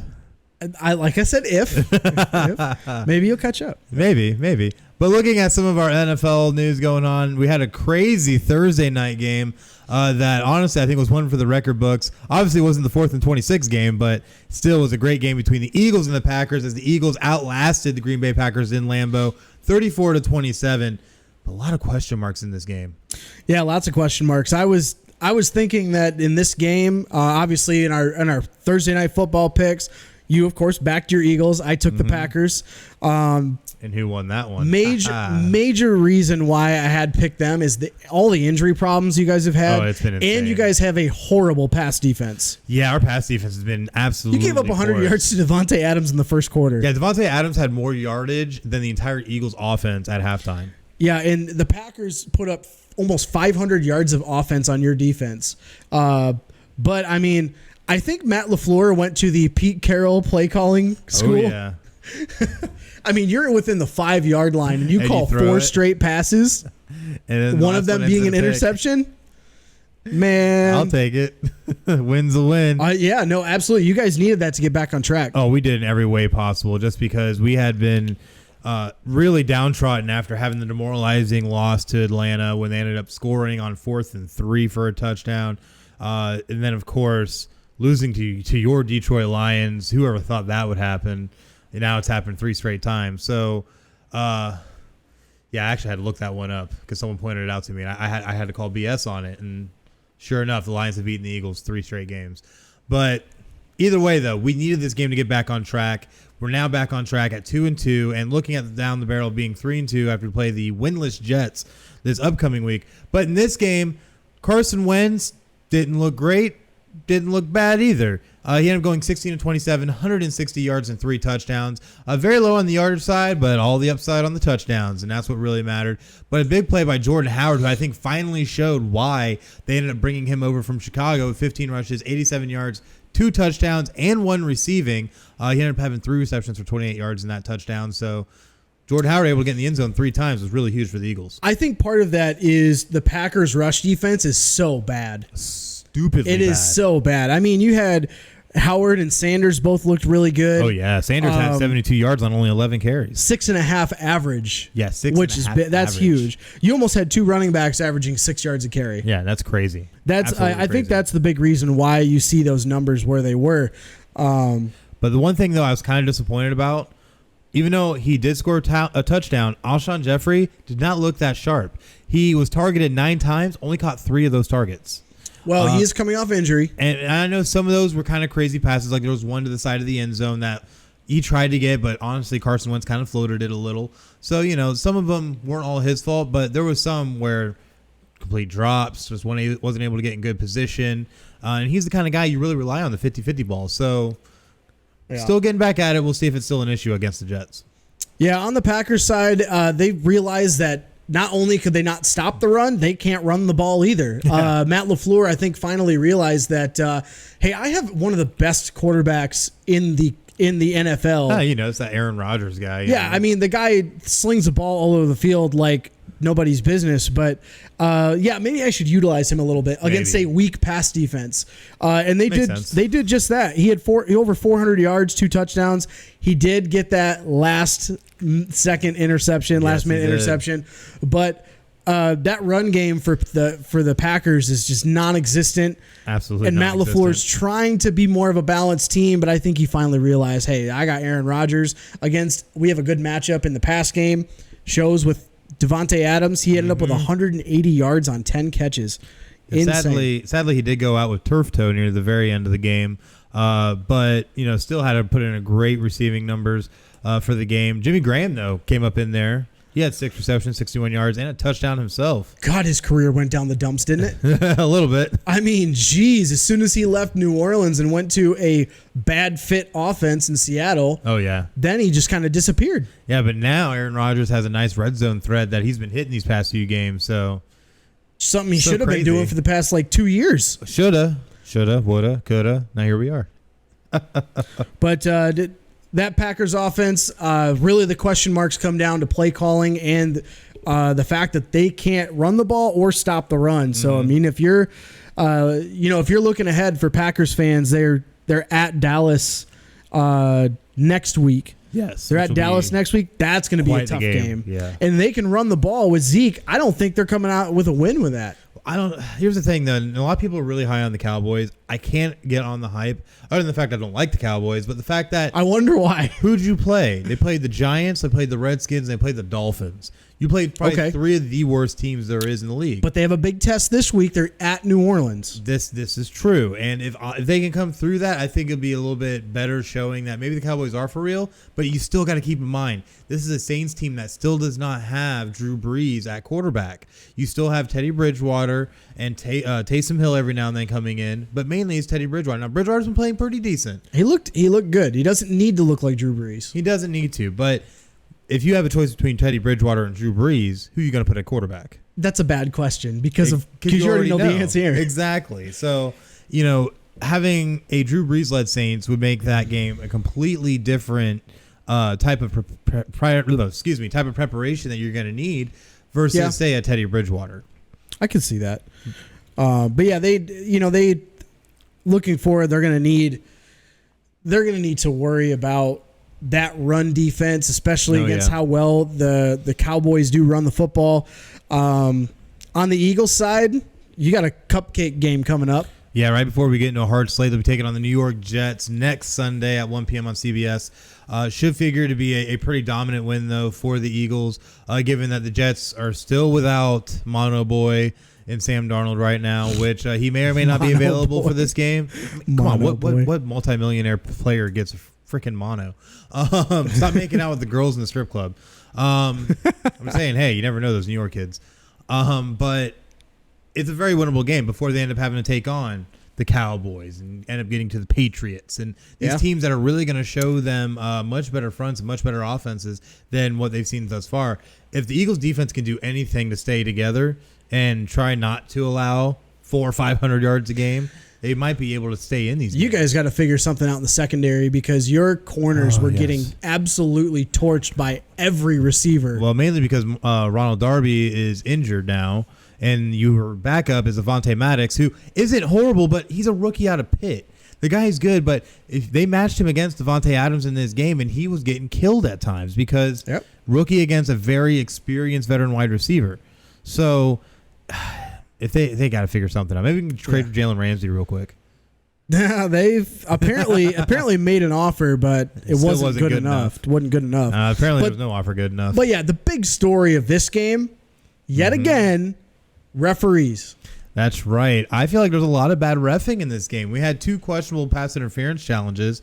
One that was on Alshon Jeffrey when he actually had the defender come in and knock his arm into his body before the ball got there, which ended up being called still a no call. It should have been pass interference. Should have been pass interference. But then on the flip side, we had an Eagles defender who's pushing right up into Devontae Adams. He's got a hand up in the face mask. Has a hand in his face mask. No call. Review it. Still a no call. Do you even know what pass interference is anymore? I feel like none of these refs do. I don't they've been talking about it all over all the big media groups, the ESPNs, the CBS, and everyone's like, I don't know what pass interference is anymore. Matt LaFleur himself even said, I don't know what they think pass interference is, because there's some disconnect here, because they're either not explaining clearly enough what pass interference is, or they're just like, you know what? We got to stay consistent with, I don't know. Maybe they feel like they were slighted by somebody. Somebody hurt them emotionally. I don't know what's going on with the referees, but they are seriously I think they're putting their pride ahead of the game. That's what it really feels like, because what other reason would you be to make these horrendous calls? And it's not like this is a new thing. It's been getting worse since last season. And now it's just, I feel like, carrying over. I don't think, and the question should be, how do you fix it? Robot refs. I've been pushing for this one for like a year now. I know you have. You've been pushing for it ever since we started doing this show. You're not lying. But I don't know how you fix it, because the human element, you're just gonna have to. I don't know. I do like the idea that coaches can challenge pass interference. Right. The problem is I don't know if just in New York in their studio where they look over these challenge calls, I don't know if they're just like, you challenged our call on the field pass interference? No, we're going to stand behind our refs, and we're going to back this terrible call. I don't know what's going on here. They do got to fix it, but not only those, you had some pretty blatant late hits in this game that they didn't call. And of course, I'm talking about, there were 2 helmet-to-helmet hits in the first quarter. One of them was kind of questionable because it was on a punt return. Yes. And you could make the argument that he was trying to turn away and that kind of stuff. Well, that and the defender kind of came in. He still had his head up, so he wasn't leading with the crown and stuff like that. But he's still leading with the helmet. Yes, and there was face mask to face mask contact. And that's even like in college, that's still that's targeting. Targeting, yeah. Why is it different in the NFL? Because the NFL's weird. Exactly. And NFL, I think they're worried more about their pride and how they look versus getting it right, which the college game actually does want to get it right. And that's the one thing I love about the college game, and I think why I enjoy it more sometimes, because the calls are all about getting it right. In the NFL, I feel like there's always some type of personal reasoning. Because also, why wouldn't you call the late hit on Jamal Williams by Derek Barnett? Because that one was nasty and uncalled for. And I'm an Eagles fan. Yeah, he should have been ejected right away. Automatically. And it's funny because they're talking about, well, it wasn't a vicious hit. That was a vicious hit. Did you see that he was beyond the play? So Jamal Williams was running towards the line of scrimmage. Yes. 3 defenders were pushing him back. And already are in the process of him literally going backwards and whistles blowing. They blow the whistle to stop progress. Barnett circles around and comes back and just tags him in the head. Like, that right there should be automatic ejection from the game and suspension and fine. And you know what's funny is the NFL came out after the fact and like, we don't feel that it's on the level of being able to be suspended, but there might be a fine that might come later. Then what are you doing? What are you doing to protect players? NFL's been pissing me off. Well, it's the NFL. They're good at it now. Yeah, I mean, they've been pissing me off lately. Like, this whole year, there's been even some of their calls from last year. I mean, don't get me wrong, they're better than the replacement refs. Those were pretty bad. Like the touchdown interception. But I mean, it was just some of these calls have been getting so bad, and the NFL is doubling down on their screw ups. Yes, they're not trying to fix them, but they're trying to double down and stand behind the shitty calls. Yeah, and it's like you can't Excuse my do language. that. You need to make sure you're getting it right. And if you don't have somebody who can get it right, get someone who can. And that's what really kills me. Is like I feel like they try to hang on to some of these refs, and they're just not good refs anymore, or not at all to begin with. If they want to get it right, you need to try and get the best people you can, or try and find alternatives to be able to make sure these games are called right. Because the thing is, at the end of the day, you have people's playing careers on the line. You have a lot of money on the line. And I'm not even talking like with sports betting. I'm talking with player contracts, with everything. Every aspect of what every franchise does comes down to winning. If you win, you make more money. That's just how it is. Whether it comes down to their advertising, to their merchandising, everything. It's all tied into winning. Look at the Patriots. You think that they would be where they are monetarily if it wasn't for 6 Super Bowl rings? And that's the kind of thing I'm looking at, is that the NFL takes such boneheaded approaches to these types of issues and would rather put a Band-Aid on a bullet wound than actually deal with the issue. And I think that is the biggest underlying factor when it comes to all the crap that is going on in the NFL. Don't deal with the situation. Either poo-poo it or try and, use a blanket cover that's not really going to work. It's garbage. Heated. You all right? A little bit. The NFL is making me upset now, too. Well, let's. I think on that note, we're running time here, right? We are. We should probably take a quick break. We should take. We still got to pay our light bills. Yeah, we do. We don't want to piss off our sponsors. We do, or Chris Carnage, because he'll hurt us. Right. So we're gonna take a quick break, but when we come back, though, we're gonna take a look at some of our NFL picks. Where are we up to now? Week 3, week 4. I already forgot where we're at. Week 4 predictions. Look at some of the week 3 results, and it's gonna be craziness. I'm so excited. Yeah, it's gonna be a lot of fun. So stick around. We'll be right back. Yeah, we'll be right back. The following support and sponsor Podcast City Network. City Limits Tap Room, Sports Bar in DeLand, Florida. The following support and sponsor Podcast City Network. City Limits Tap Room, Sports Bar in DeLand, Florida, has brew on tap, serve food, the grilled cheese is excellent. For upcoming events, check out City Limits Tap Room on Facebook.com/City Limits Tap Room. Atlantic Sounds has thousands of new and used vinyl records and CDs. If they don't have it, they can order it for you. Same location since 1982. For more updates on what's new, check out Atlantic Sounds on Facebook.com/Atlantic Sounds Vinyl. Sports Sanity Customs have worked with organizations from custom embroidering polo shirts to jerseys for your kids' baseball team. They do it all. Armed with state-of-the-art equipment and an in-house design team, they are equipped to take on your next project. Visit their website to learn more, sportsanitycustoms.com. Visit Sports Sanity Customs on Facebook.com/SportsSanityCustoms. 3Count Design offers a wide range of graphic design products, video, photography and other forms of media. Everything from t-shirt designs to websites. Visit Facebook.com/3CountDesign for more. Demo Blast Studios, an explosion of imagination. Original artwork, podcasts, video, apparel and more. Visit DemoBlastStudios.com. Visit Demoblast Studios on Facebook.com/Demoblast Studios, the best family entertainment pro wrestling show in the state of Kentucky. Kentucky's Own Wrestling brings quality family vintage wrestling to a town near you. Kentucky's Own Wrestling offers a ladies division in wrestling and a training school. Kentucky's Own Wrestling is the current longest running Southern promotion. Visit Facebook.com/Somerset Kentucky's Own Wrestling. All supporters and sponsors are brought to you by Podcast City Network.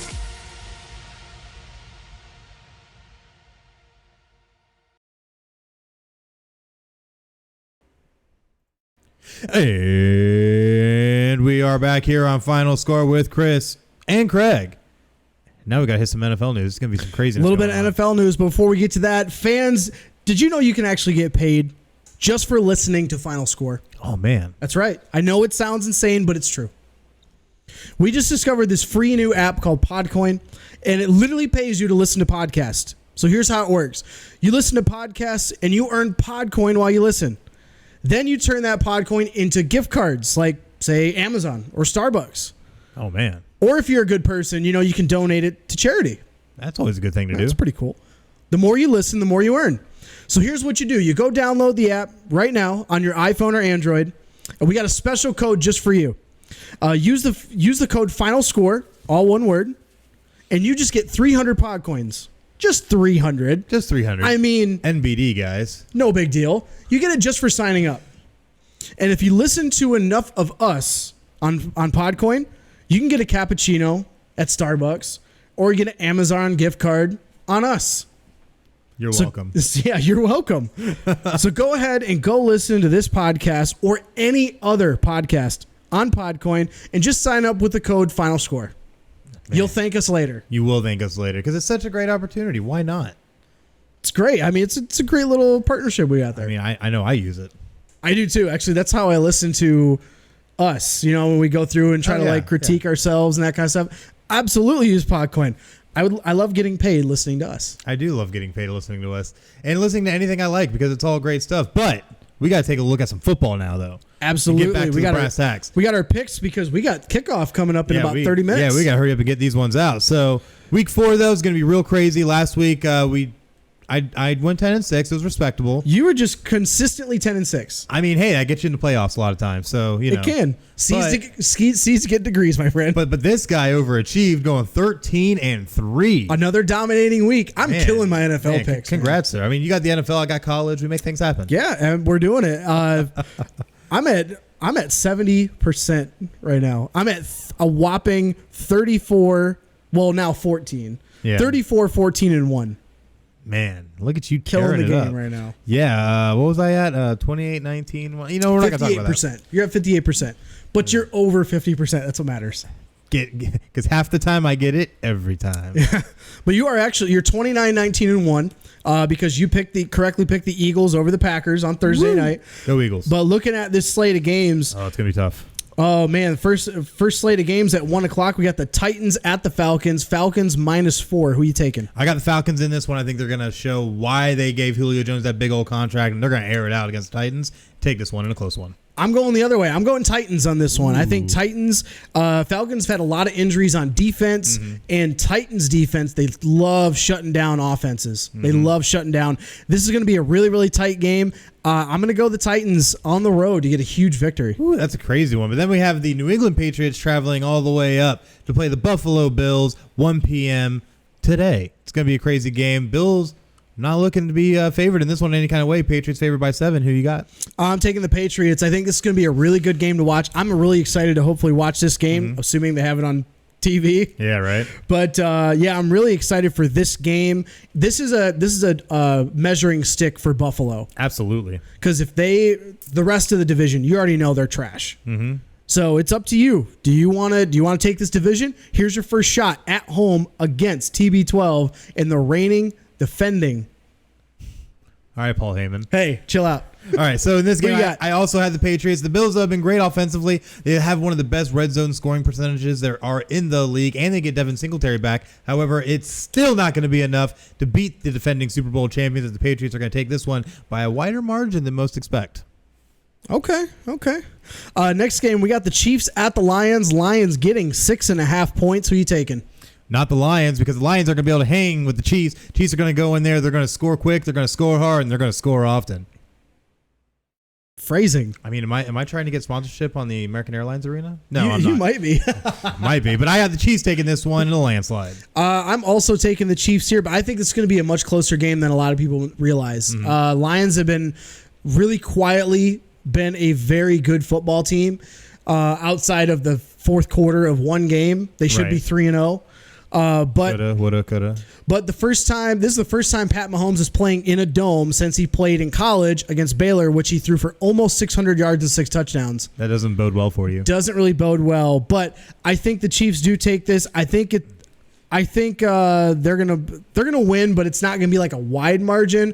I think they'll win by 2 scores. That won't be too bad. But another 1 p.m. game, we have the Oakland Raiders traveling all the way to Lucas Oil Field to take on the Indianapolis Colts. Colts are favored by 7. Who do you got? I'm taking the Colts. The West Coast teams never play well when they have to travel to the Eastern time zone at a 1 o'clock game. Never works well.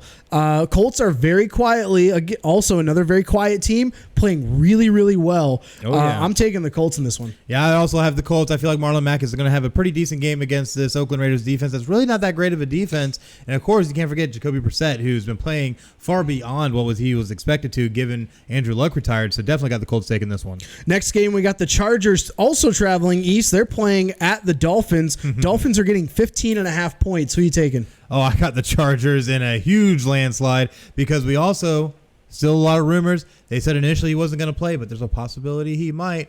Melvin Gordon. So definitely something to keep an eye out for. But either way, with or without him, Chargers are going to get it done by a nice big wide margin against the tanking Miami Tanks. Sorry, Dolphins. They haven't sold the logo yet. Sorry. Haven't sold the logo yet. I also take the Chargers in this. Justin Jackson's hurt, but Eckler has been killing it in the absence of Melvin Gordon. I don't think Melvin Gordon really plays that much today, but I don't think they'll need him. I'm with you. Will. Chargers win it and cover. Oh, yeah, most definitely. Another 1 p.m. game. We have the Washington Redskins traveling just a little bit up north into the New Meadowlands to take on the New York Giants. Giants favored by 3. Who do you think's taking this one? I'm going to take the Redskins here. Even though it's at home for the Giants. Remember, Danny Dimes did play well, but remember, they needed a shanked field goal to win that game. True. That Giants defense is still horrible. And look at what Case Keenum did even against the Eagles.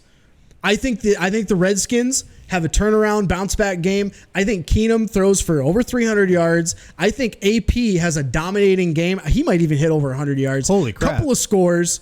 Redskins win. Sir, and cover. Have you been drinking today? Not yet. It's not 1 o'clock yet. 1 o'clock somewhere. I'm just kidding. This is water, folks. This is we water. swear. It's just water. I gotta stay hydrated. Well, in this game, though, who are you taking? I have the Giants taking this one because the Redskins, yes, they're going to show up, but not over Danny Dimes because Danny's going to throw them dimes right into the end zone to the likes of Evan Ingram and Sterling Shepard and be able to show why that first start was not a fluke. He is ready to play, and the Redskins are porous at 0-3 and really have been always falling apart come the fourth quarter. I think the Giants will capitalize and take this one in a close one. I think this will be a really close game as well, but it might be an ugly game. Oh, it might be. Apologize if you guys are fans of those two teams. Next one, we've got the Browns traveling to Baltimore. Baltimore's favored by 7. Who do you think? I think this one's really going to be a close game, and I think that the Browns are going to show that they can still hang, but it's not going to be enough because Lamar Jackson is going to show why he is the starter and kick Joe Flacco out of Baltimore, and why the Ravens are going to keep on rolling and take this one and cover. I agree. I think Ravens cover this. I think Baker throws a couple of picks in this game. Ooh, I do too. Baltimore's defense is good. They really and Baker's been really struggling this year. I'm taking the Ravens, and I don't think there's any question. Ravens, and they cover. Oh, yeah, most definitely. Next game that we're going to have is the Carolina Panthers traveling all the way to Houston and take on the Texans. Texans are favored by 4.5. Who do you think takes it? I'm taking Texans, and I take them to cover, but not by much. I think their Panthers played really well last week, Kyle Allen and all that, but Texans are a better team, and I think they will show it. I think they'll show it at home. I take them to cover. Who you got? Ooh, look at you looking in the cover. I got the Texans.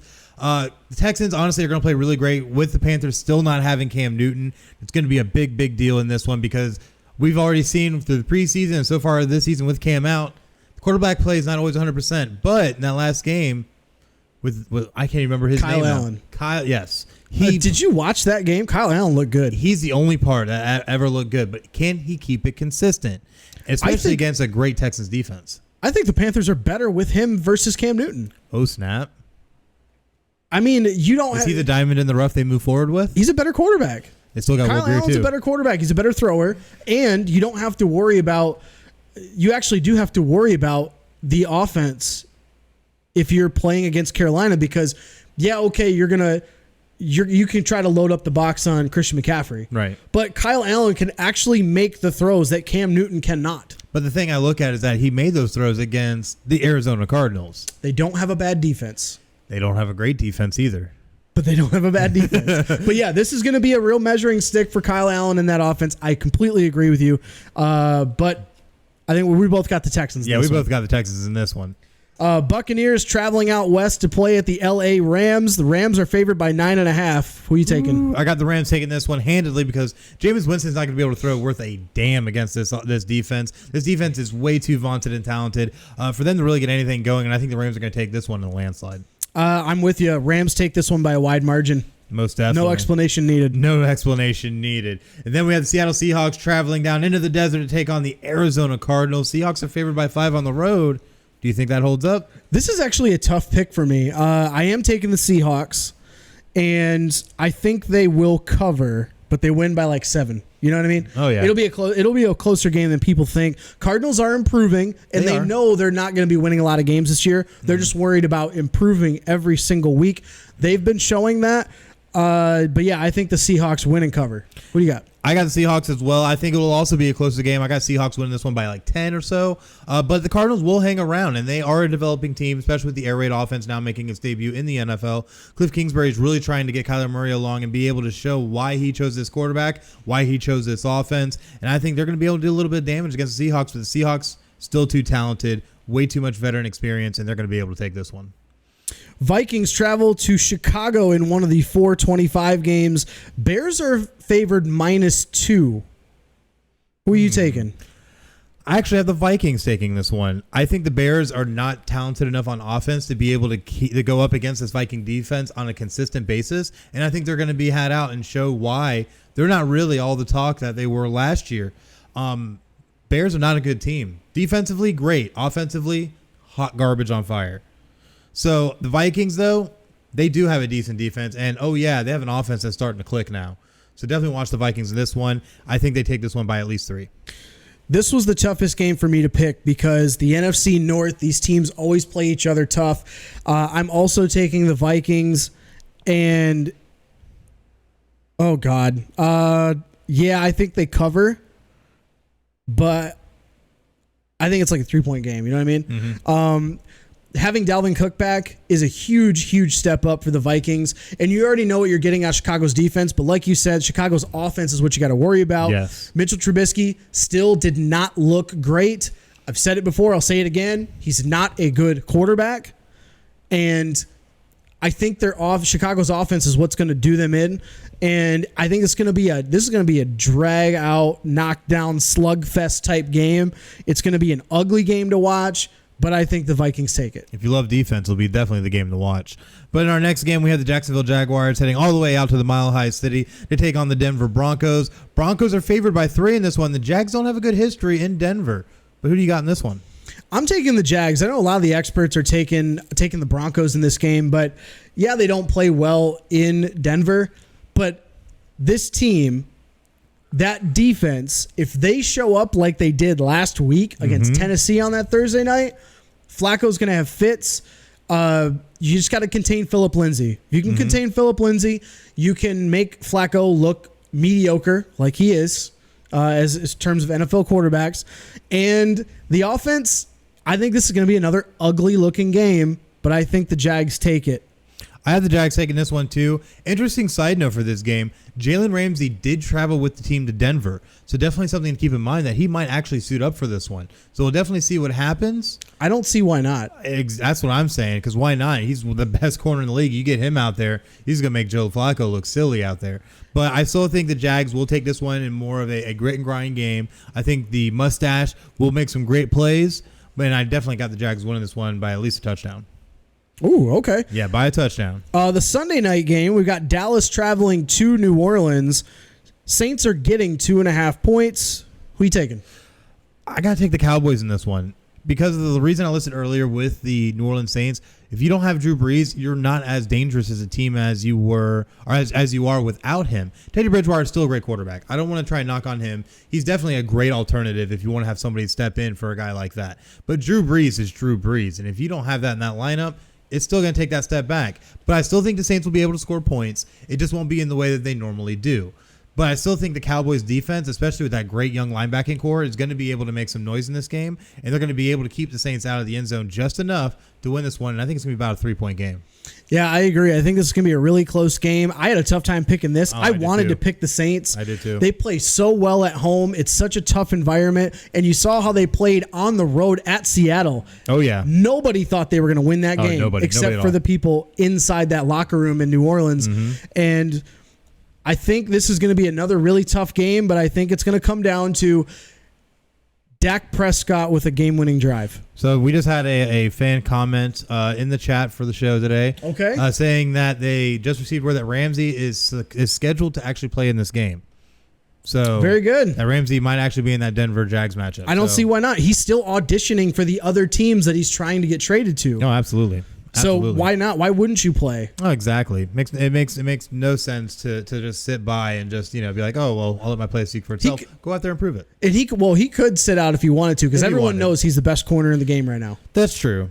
But everyone knows it. But it's like wrestling. You want a fighting player. Player's gonna go out there and play. This ain't that much of a show. No, it's really not. But anyways, on the Monday night game though, we got the Bengals traveling to Pittsburgh to take on the Steelers. Steelers are favored by 4. Still don't have Ben Roethlisberger. He will be gone for the season, but the Mason Rudolph show takes off. I wish they could have picked. I wish we could flex Monday night games. 0-3 teams playing in a Monday night game. I know it's kind of ridiculous. NFL is really screwing up on a bunch of different levels here. But I think this is going to be a surprisingly really good game. The Bengals have looked good. Even though they're 0-3, they almost beat the Bills. They Their offense can put up some points. Andy Dalton actually looks decent. He actually does. He's in the top 5 in passing yards. And that's without He's AJ actually Green. numbered like 2 or 3. Yeah, that's without AJ Green. He's been mainly throwing to John Ross and just been making it happen.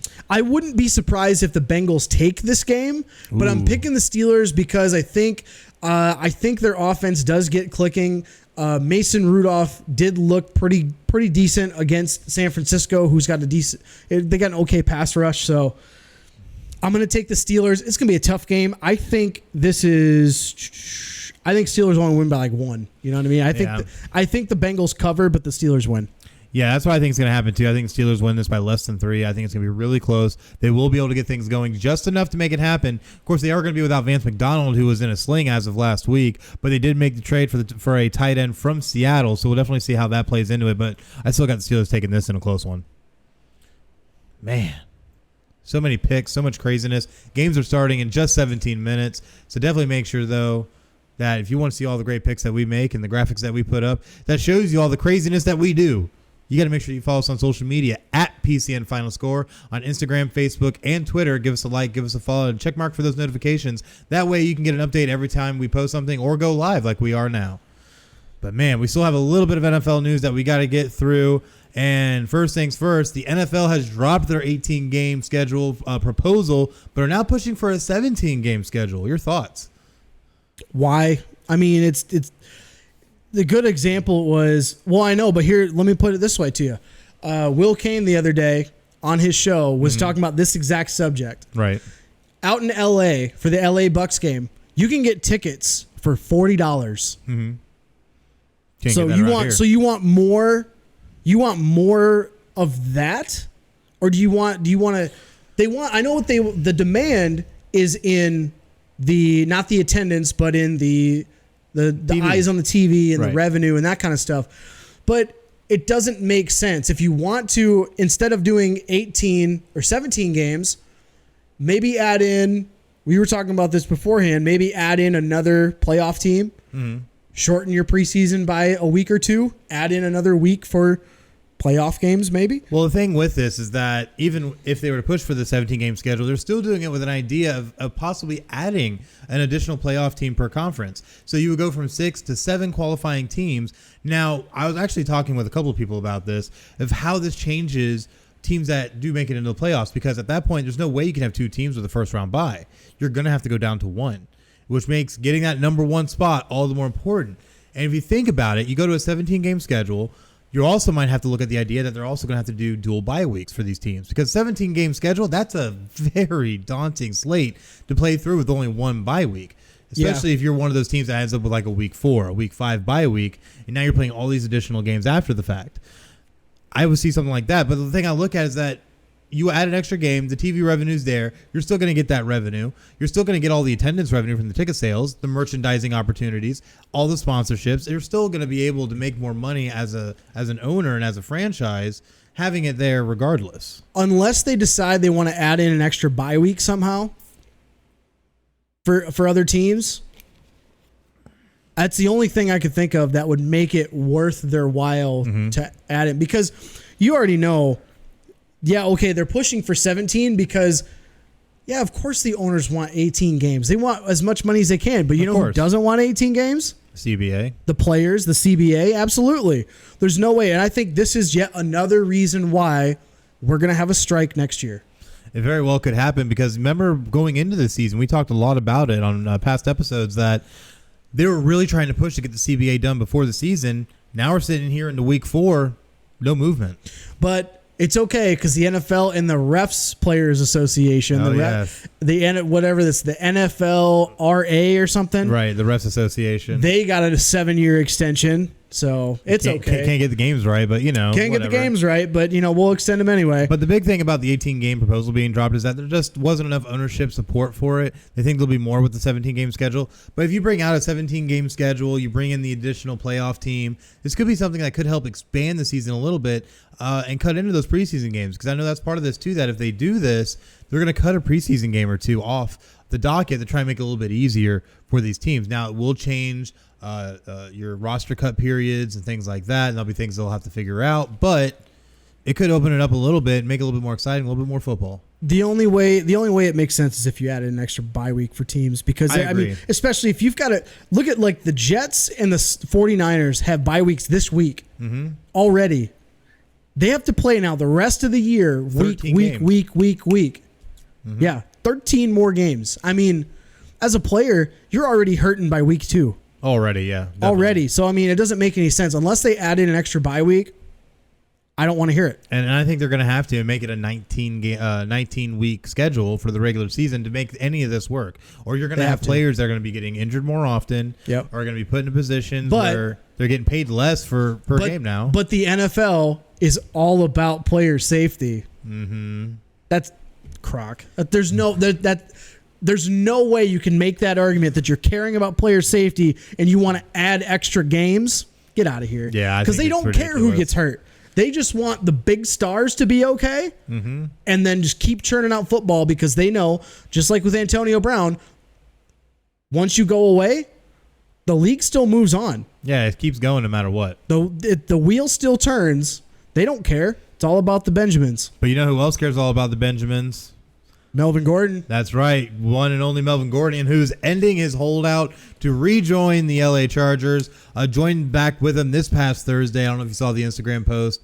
You saw him coming in the locker room. Keenan Allen, I think, was one of the most excited people I had ever seen for a guy to come back.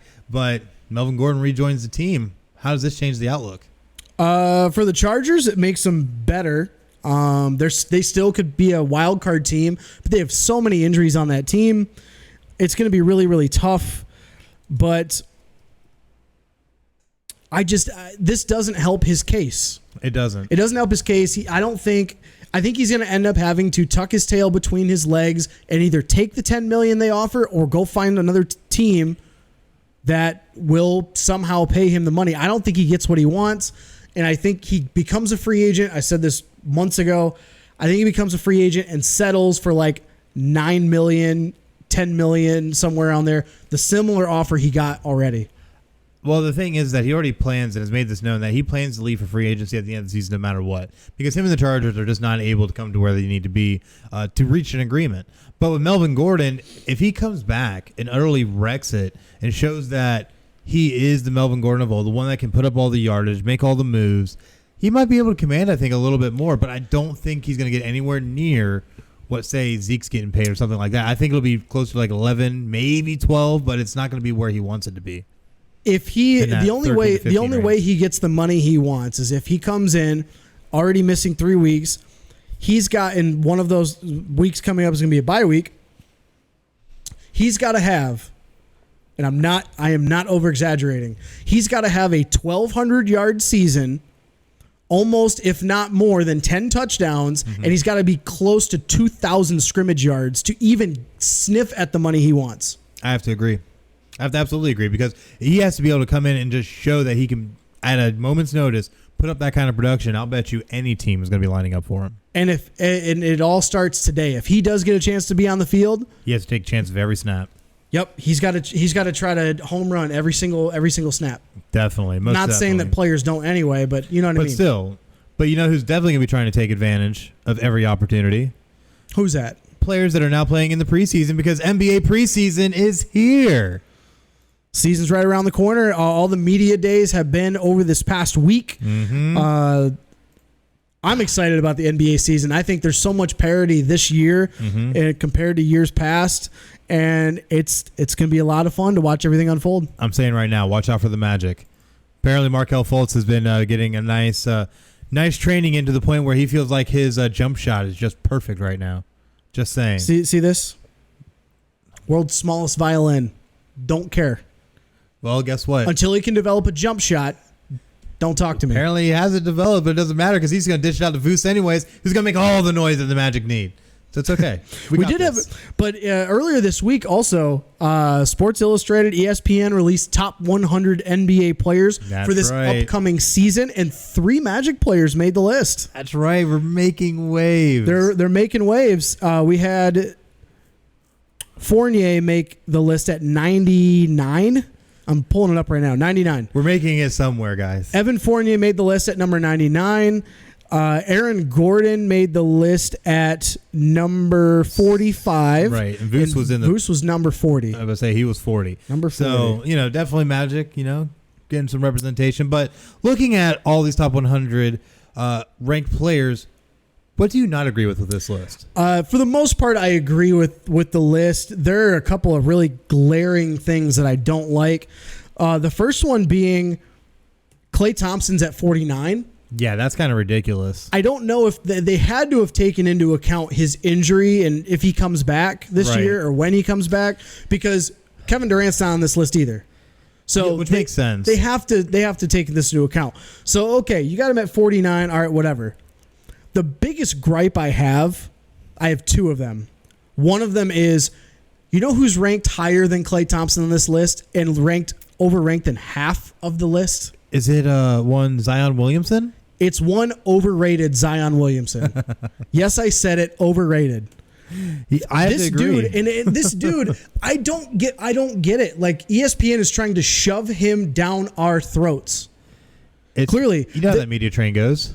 And number 42, you're telling me that Zion Williamson, at an undersized power forward, is going to come in and be a top 50 NBA player in his first year against grown men that have been playing and know the ins and outs and all the tricks of the trade? I don't agree. He shouldn't even be in the top 60. I'd give him like 85, maybe 88. Well, John Morant came in at 93. So he's also a rookie. I could see Zion being in like the top 80. Yeah. Maybe in the 70s or something. Maybe. But even then, like, looking down at the bottom, like, good example. Number 83, Yusuf Nurkic, center from Portland. No. Who would you take right now? Would you take him or Zion? Not Zion. Based on production, just on the court, I'm taking Nurkic. All day. I'm not taking Zion. Because he's proven himself for putting butts in seats. Zion, you can sell tickets with. Because like even when we were looking at the draft preview for the NBA and the fact that you had everybody just flooding Zion. Zion has always been the focal point of sports media in college basketball. Here's another one. Steven Adams is at 75. Oh, okay. We can start this conversation now. You mean to tell me that you would take Zion Williamson over Steven Adams? No, not at all. I wouldn't either. So why in the hell is he this highly rated? Why is he way up on this list? Doesn't make any damn sense to me. Yeah, it doesn't make any sense either. And I think it's more hype than anything. And this is part of the thing that we had argued about some time ago, was the fact that they put so much weight into these rookies that are coming out who in a lot of cases have only played one season of college basketball and have not proven themselves otherwise, that you think they're going to come in against grown men, veterans, guys who know all the ins, all the outs, know exactly what to look for in a lot of these situations on the highest level of professional basketball there is. You're telling me this guy's just going to come in here and just make waves. And if I'm wrong, I'll eat it. That's fine. He's not Michael Jordan, though. Oh, that's not a fair argument for anyone. I don't care. It's not a fair argument for anyone. But the thing is, they're putting Zion on that level. Like, he's going to be some type of transcendent LeBron James that comes in and is going to make noise. And that's the thing I'm looking at. It's not so much that I think they compare him in sense of ability, but in just the hype. You look at the hype they put around him. They literally treat him like he's going to be the next Jerry West. Like he is the next Michael Jordan. Like he is the next LeBron James or Kobe Bryant. Like he's one of these big players that are just going to be transcendent and be elite. I don't think that's going to happen. I've said it before. I'll say it again. He's Larry Johnson. Enough said. He's Larry Johnson. Enough said. Yeah. But a minor gripe that I have, Pascal Siakam is at 22. Oh gosh. And yeah, I know I know he was the most improved player last year and he played well in the playoffs, but I think part of that is because of the fact that Kawhi Leonard was also on his team. Absolutely. I don't have him in the top 25. There's no way I'd put him in the top 25. I'd put him in the top 40, but I wouldn't put him in the top 25. The other big gripe I have is number 15. Yeah. Ben Simmons. Ooh, that's really high for him. You mean to tell me that a guy who can't shoot outside of 5 feet is a top 15 player rated over Luka Doncic, Kemba Walker, Bradley Beal, Donovan Mitchell, Jimmy Butler? Gosh, that's ridiculous. It makes no sense. De'Aaron Fox, D'Angelo Russell. I'm just going down the list underneath him. Oh my gosh. Stop. He's not. This is another one that ESPN is hyping. They're pushing the hype train up him too. It doesn't make sense. Great defender, very versatile defender. Definitely, absolutely. He's great in the open floor. He's got great vision But he's as a not an passer. offensive guy. But he can't. That's one of the reasons why the Philadelphia 76ers is not really a dark horse pick for a lot of people to make it to the finals. Mm-hmm. That's a reason they won't make the finals. Ben Simmons cannot play in the half court unless you post him up against an undersized defender. And even then, his post game is at best. At best. And it's crazy that they would have him slotted there. But there's another thing I know that you're going to have an issue with. I'm going to bring it up too. And I think I know where you're going. Oh, yes. It's the last gripe we have. The last gripe that we both share because I think it's absolutely ridiculous. They have Kawhi Leonard 2, Giannis Antetokounmpo 1. I'm sorry. Giannis is 1 ahead of Kawhi Leonard, who single-handedly won the finals. So this is the top 5 in case you're watching or listening at home. Giannis is number 1, Kawhi number 2, LeBron 3, James Harden 4, Anthony Davis 5. I don't really have a gripe with any of those because you're looking at this coming season. Right. All right. I would argue that Steph Curry could be above Anthony Davis. Absolutely. Steph Curry's number 6, but this is the first time that LeBron James is not number 1 since he in the last 10 years or something. 10 years or so, yeah. But they're basing this off of Giannis won MVP. Okay? And the potential for Giannis is, yes, he will probably be one of the most dominant players that we've seen in this generation. Maybe. But as of this moment, as of right now, do I think he's number 1 over Kawhi Leonard? Absolutely not. Because all you have to do is look back to last year's playoffs. Mm-hmm. Bucks are up 2-0 on Toronto. Nick Nurse goes, "Hey, Kawhi, you want to win a title for us? You want to make yourself the best player in the NBA? Shut down Giannis." What did he do? Exactly that. Shut down Giannis. Giannis is one of the most dominating players in the open floor. I get that. He's a dominating player on the defensive end. He's an athletic freak, but he has no jump shot. He shot roughly 20% from 3 last year. Mm-hmm. That's not make you the best player in the NBA. Well, hell, look at him in international play when they were doing the FIBA World Cup. He was averaging under 20 points a game. Against inferior opponents, he was only getting 12, 13, 15 points. Not really playing great defense, sure, because he's a big guy, and you're going to have a real big hard time shooting over a guy like that. But at the end of the day, he brings nothing to the other end. And that's why I absolutely disagree. Kawhi Leonard should have been 110% the number 1 player. I could even make an argument that for this season, if you're looking at just this season, I can make an argument that LeBron should be number 1. He's still now. Yes, he's older. He's going to be on load management. He does. Give him a walking stick. He'll take some plays off on defense and stuff like that. But he is still. If you're looking at players like that make the rest of your team better. Mm-hmm. Argument begins and ends with LeBron James. I mean, I can't exactly argue with that. You are right. And being a Detroit fan, I do not like him. You. I don't like. I respect his game on the court. I don't like what he does off the court. And he also did play a career low 35 minutes a game last season. So you definitely can see that he's not. I don't want to say he's taking a step away, but he's obviously trying to give opportunities for more. He recently came out and said that everything is going to run through Anthony Davis. This is a revenge year for him. Oh, absolutely. This is the first time he's not made the finals or the playoffs. Gosh, that's crazy. It's insane. Every year and here's another fun little fact. Mm-hmm. Since Anthony Davis came in the league, LeBron has only missed the finals once. And it was last year. Otherwise, every year Anthony Davis has been in the league, LeBron has made the finals.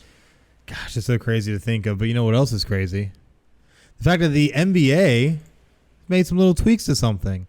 Oh, yeah. They amended their tampering guidelines for players and team officials, which we saw this be a big issue in the offseason, especially when it came to a lot of these teams trying to reach out and make different contacts with players. We also saw Kawhi Leonard pushing the Clippers to make a move for Paul George and all kinds of crazy stuff. But now it all changes a little. It all changes. So any player who induces another to demand a trade will apparently be deemed as violating the rules. However, isolated comments by a team official praising a player will no longer be regarded as tampering. Because remember, we saw many coaches, GMs, make comments about players for other teams and then get smacked for it. Well, the problem is that the media eggs this stuff on all the time. And I mean, with looking at Doc Rivers, who's talking about he compared Kawhi Leonard to Michael Jordan during a guest appearance on ESPN. Yep. They literally set him up for that, and he got fined $50,000 because of it. That's ridiculous. I agree with pulling that away. Yes. Because the media eggs this stuff on. Absolutely. They're trying to do it, and that's their job. Everyone knows that. That's their job, is the media, is to get this kind of information out. But I mean, this could be a whole different segment. Well, the thing is, on the flip side of it, though, and we saw this with how quickly deals happened after that free agency period, for that window that they normally open up, several free agent deals were thought to be agreed upon before the official negotiating window even opened at 6 p.m. on June 30th. Thought? Yeah, no, they did. Yeah, they did. It did, because look how many deals just went right there within minutes. There were even deals that were getting leaked at like 5:30. Mm-hmm. And it's like NBA is going, oh man, what are we gonna do? I don't think this could be a whole different segment. I could talk about this for an hour, but I can't. So, but I think this is a huge problem that you're not going to change if you're the NBA. No, you're not. You're Adam Silver. You're not going to be able to change it. What are you going to do? Are you going to start wiretapping people's phones? That's the only way you're going to be able to find out if people are actually tampering. So funny you bring that up. The league also said it won't confiscate phones or computers during its 5 random audits of teams' communications with other front offices and player agents. So they're not going to take that step. So basically, there's going to be phones or computers. Are they going to be team computers and phones, or is it going to be player phones? That's a big difference. And that is a big difference. Because if it's players' teams, or if it's players' phones, players' computers, they technically don't have a right to do that. No, they don't. It's an invasion of privacy. Exactly. So if it's on a team computer, just don't use it. Simple. I mean, a lot of these players are carrying around 3, 4, 5 phones anyways, multiple laptops. So I got 2 phones. You know that song? Oh my gosh, you really had to go there. I did. But a new thing that they did have is they did open up a new tampering hotline to allow teams and others with information to anonymously report any potential violations.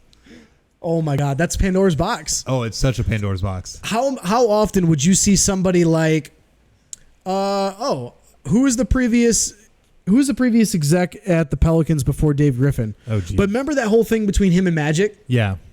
That kind of stuff's going to happen here. There are people for like let's say Giannis or somebody in a small market like that. And their eyes are out in a big market. You know that those execs are going to get butthurt, and they're going to call this hotline that the LA Lakers are tampering, or the New York Knicks, or the Brooklyn Nets. We're going to see a lot of frivolous claims. Yeah. Their lines are going to be so filled with all these claims, they're just going to end up getting rid of it after a year. Oh yeah, if not even sooner, honestly, because this is going to be real, for lack of a better way of saying it, a crap show. Like, you're just going to see so much as literally crap being flung left and right, and I think it's going to end up hurting the league more so than it will help. And like you said, I think it'll definitely be gone within a very, very short amount of time, because this is going to get crazy, and I don't see it getting any better either. That's the downside. But it's not the downside.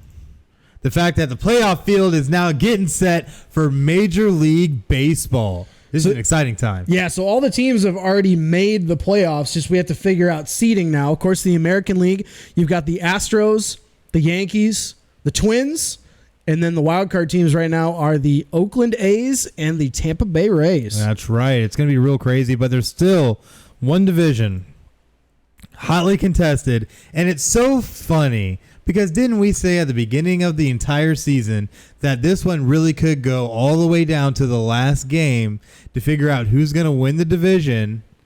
And funny enough, here we are. The NL Central again, like we said, is going to be the most hotly contested division in the league. Cardinals, Brewers, and even the Cubs up until a couple days ago were still in it. Yeah, they still were.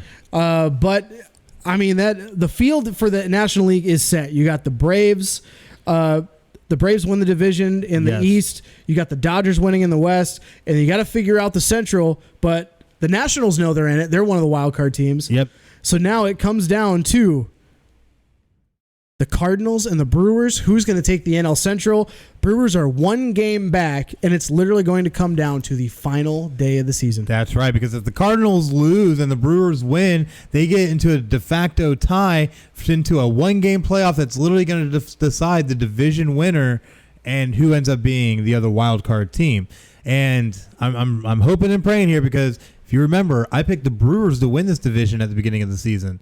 And now here they are with a chance at it. Now, what's crazy to me, though, is that both teams are on losing streaks right now. Cardinals have lost 4 straight. The Brewers have lost 2 straight, but are still posting pretty decent records over the last 10. So, really, either one of these teams could take it. Who do you got? Man, this is a really, really tough. I have unfortunately not been able to watch either of these teams over the last couple weeks, but it is. I'm really surprised that the Brewers are playing as well as they have been, especially with Yelich going down for probably a full calendar year. You can't count the Cardinals out. I think the Cardinals will probably end up taking it. They'll turn things around. But yeah, I think the Cardinals end up taking this division. I don't know, because looking at it, the Cardinals have to play the Cubs, which the Cubs would love to play spoiler to the Cardinals. Joe Madden's already said that he's playing all bench guys. Oh, see, that's sad. But no, he did. There's a reason he did it, because that's actually been a topic of debate the last couple of days. Is he's got 4 starters already out with injury, right? And he's said, "I'm not gonna." Now the Cubs are eliminated too. And once the Cubs are eliminated, now he's looking at this last week. He's looking at trying to get young guys up here to see how they play. And of course, the Cardinals and the Brewers are literally bitching and moaning to the league that Joe Madden is not playing with integrity. You know what I mean? Not right. Coaching with integrity.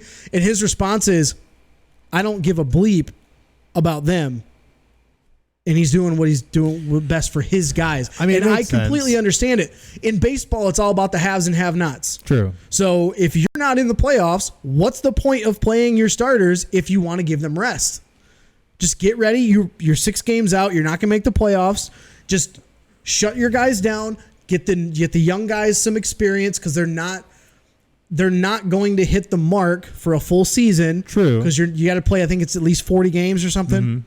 And just shut your guys down, play the young guys, see how they do on that level. And the Cardinals are still going to play their starters, because you got to try to compete for the division. And with looking at the Milwaukee Brewers are going to be playing the Colorado Rockies, who are not a good team really this year. But the Colorado Rockies was still able to pull one off on them these last 2 games in this 3-game series. So the Rockies won the first one 11-7, won the second game 3-2. So if Milwaukee doesn't really show up in this game, no matter what, both teams make playoffs. But right. It gets a little bit better if you're able to say you're the division winner. So, well, and the seeding helps too, because immensely. You'd be looking at they would play the wild card winner, or no, the 2 wild card winners would play against. It's either playing against the wild card to play the Dodgers, or you would play in a full series against the Braves. That's a big difference.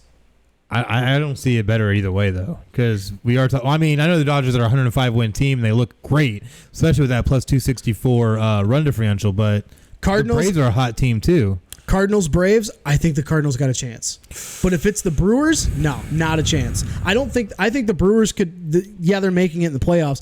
I don't even think they're going to beat the Nationals in a playoff game. Wow, Nationals are good, but not as good as some. Nationals have been better, and they're on a 7-game win streak, 9 of their last 10. It's all about how hot are you getting into the playoffs. That's true. For baseball, and arguably when looking at the National League, they probably are one of the hottest teams outside of the Dodgers. The Nationals have been one of the hottest teams over the last half of the season. That's true, because that was a huge turnaround from how they started. Exactly. So I would, if I'm the Brewers, you have to win the division if you want a shot. Yeah. If you make wild card, you're losing to the Nationals. And if you somehow beat the Nationals, you've got to beat the Dodgers. Good luck with that. Have fun, yeah. Good luck with that. But, looking at the AL side, everything is pretty much locked up at this point. You got the Yankees taking the East. They're now at 103 wins. The Tampa Bay Rays, the second team in that division, ended up locking up a wild card spot. Minnesota Twins, 101 wins, take the Central. Real crazy because the Indians just weren't able to hang in there in any kind of way there at the end. So it's going to be Twins it is. And then looking at the West, Houston Astros is pretty much a no-brainer. They were going to take this division. 106 wins, leading the majors, really making it happen. And the Oakland A's, who were sitting right behind them, ended up getting another wild card spot. This is going to be a really fun series to watch. And what I'm talking about is the Rays and the A's. Mm-hmm. Those two teams are so closely matched in so many categories that's going to be a lot of fun to watch. And whoever wins, you got to play the Astros. But I think the Twins-Yankees is going to be a really good series to watch. Like, Twins are on a roll right now, 6 straight, 8 of their last 10. They have a chance to take down the Yankees. I honestly think they do. They really could. The Yankees have been kind of a hot-cold team at times, too, so Twins might be able to capitalize on that. But it's just so hard to count the Yankees out at this point with how great their bats have been, how great the pitching has been. The Yankees really are coming hard to play, and another 100-win season for the Yankees, man, it's really been good. But all of this, though, is going to get started October 1st, this upcoming Tuesday, when whichever of our wild card teams it ends up being, the Cardinals or the Brewers, will end up taking on the Washington Nationals at 8 p.m. on TBS. They followed up the very next day, though, on Wednesday with the American League wild card game, which will be the Tampa Bay Rays at the Oakland Athletics, 8 p.m. Eastern on ESPN. Now, if we do end up, though, with a tie in that NL Central division, what will happen is all the regular season games conclude today. Tomorrow will be a tiebreaker if needed. They'll play a tiebreaker game tomorrow, which will end up being obviously the Cardinals and Milwaukee Brewers in a one-game playoff for the division. So we'll definitely see what happens. A lot of excitement going on. Yeah, I'm curious. I don't know who would get the home field in that case. Do you know that? To be perfectly honest, I do not. Just because would it be the Cardinals? It probably would end up coming down to either a score differential or some other type of statistic that they would use to break down. I'm not 100% sure which one they would use. I think it would be the Cardinals, because if they come down to score differential, the Cardinals got that by a wide margin. Yeah, by a wide margin. Huge margin. Well, even if you look at like home and away records, they're pretty much identical. So, yeah, it would probably end up coming down to the score differential. Something like that, yeah. But either way, though. Yeah, it's going to be, if you're a baseball fan, this is what you wait all year for. Yeah, you enjoy watching your teams in the regular season, but this right now, at the end of September, beginning of October, that is what you're prepared all year for. And as a baseball fan myself, this is my favorite time of year for baseball, other than spring training, because you are coming down to all these games matter. And that's what baseball fans want to care about. They want their games to matter. Absolutely. Which is why a lot of people complain that the season's so damn long. Yeah, well, get what you pay for. But here you go. Oh, man. But, yes, it's been absolutely crazy. I'm really excited for these playoffs. But first things first, best of the week. Best of the week. Lions up 3-0 on the Chiefs. Wait, what? Sorry. Whoa. Actually, they are, though. Quick update. Lions are up 3-0 on the Chiefs. It would be you to make sure we point out that Just saying. Anyways. But my best of the week, I've actually got a quick twofer here. Best of the week, first going to the Houston Astros, who have set their win record at 103 already, which they beat out last year's win record at 101. Just keep one-upping themselves. At 101. But congrats to them. And, of course, they're my World Series pick, so I want to see them roll right through, get Justin Verlander another title. Be great. But my best of the week goes to Felix Hernandez. And he had his likely last outing with the Mariners. King Felix, as he's known there. King Felix. He has had all 15 of his MLB seasons in Seattle. And he got a standing ovation as well deserved in his last outing against the Oakland Athletics Thursday night. And it's his final year of his contract, but everyone is expecting he's probably going to retire or not play for anyone else. Like, it's just not going to happen. Right. But he's only 33 years old. He's still young. Still got some time there, but he's 1-8 this year. Not a good year. Seattle's not a good team anyway, but he's had a great career. He's brought a perfect game to Seattle. He's had a Cy Young Award while in Seattle. But he's brought so much to that team, and over the last 15 years, and congratulations on a great career. Definitely. And it was a really, really cool moment to see him getting that standing ovation coming off the field. Absolutely. It's really great to see that for him. My best of the week, though, goes to none other than Pete Alonso, who broke Aaron Judge's rookie home run record set back in 2017 at 52. Pete Alonso now has 53. So Alonso originally tied the record when he lined off on an 0-1 fastball from Atlanta left-hander Dallas Keuchel and narrowly over the wall in left field in the first inning Friday night. Keuchel. He's a Keuchel. In the first inning Friday night to tie the record. Then he hit home run 53 right on Saturday night against, again, the Atlanta Braves, against the right-hander, and oh my gosh, I'm going to butcher that last name. Let's hear it. Mike Foltynewicz. That's probably close. It sounds pretty good. In the third inning, was able to get that one out there. Was a very special moment. He honestly had tears in his eyes at the end of it. It was truly amazing. All the fans got into it. And Alonso could still be the first rookie since at least 1900 to claim the big league crown for home runs outright. Absolutely amazing. And he's already set franchise records for homers, total bases, extra base hits. He has over 115 RBIs, over 100 runs, and is becoming the first Mets rookie to reach triple digits in both of those categories. And no New York player has reached those totals in any season since David Wright and Carlos Beltran in 2008. Very cool. Oh, and because, I love my history. Yeah. We got to throw a little in there. Alonso's 53rd home run is second most all time in a player's first season with a team, behind none other than Babe Ruth, who holds the record at 54 for the Yankees in 1920 after he was traded away from the Boston Red Sox. So Alonso could break Babe Ruth's record if he can make something crazy happen tonight. Man, that'd be something. That would be something. What'd you say that guy's name was? Foltynewicz? Is that what you said? Foltynewicz. Close. How bad? Foltynewicz. That was close. Foltynewicz. That's how it's pronounced. Doesn't even make sense for the spelling, but it does actually. This is what happens when you're English. When you speak English. I'm sorry, I shouldn't even say that. When you speak American. Speak American. Oh my God. But we do have a bonus real quick. Also staying with Pete Alonso. Yep. His custom cleats that he got for his whole team on 9/11 for the to commemorate that the heroes of that day. Yes. They are donating all of those cleats to the 9/11 Memorial and Museum. Mm-hmm. That just came out within the last 2 days. So that's wonderful. Very, very cool for them to honor the heroes of 9/11, and that's just awesome. That's so awesome for it really is. For that. He's so young, and he's just so very. He's very in tune with what everything is going on in New York. He even said it himself in a Twitter post, I think it was yesterday, about how he's just kind of engulfed himself in the whole New York experience, and awesome gesture by him to not only get all of those cleats without the MLB knowing, then just donate all of them to the museum. Yeah, that was a wonderful gesture. Really amazing, especially for that tragedy that we suffered as a country. To be able to commemorate those heroes like that is really amazing. Absolutely. But to get to what many have been waiting for, and that's our NHL Season Preview.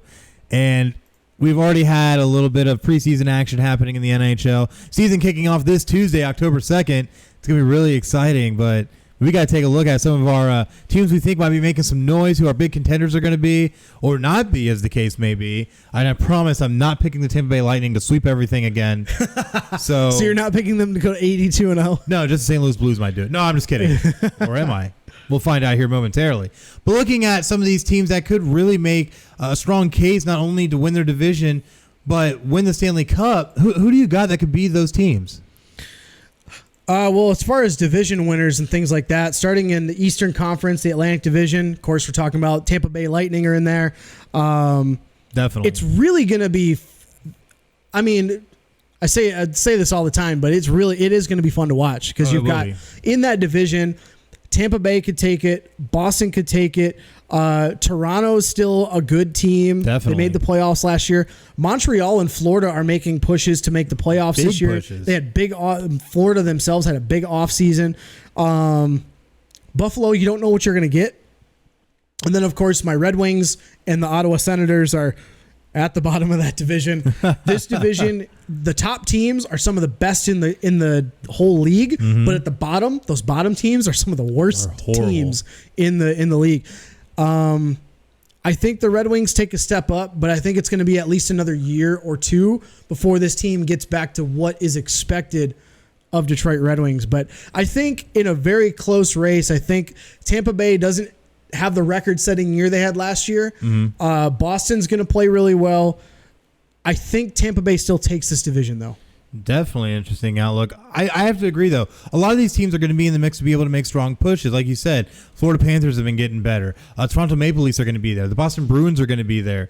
The Lightning, I think, will be there as well, but I have to agree. I don't think they're going to be quite as good as they were last year, and I think that's really going to work against them.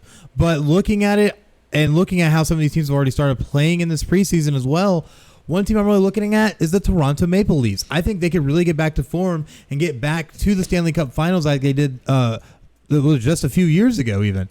And I think Toronto really could make a strong push and make something happen. But like you said, there's going to be a lot of teams in the way, a lot of teams vying for this.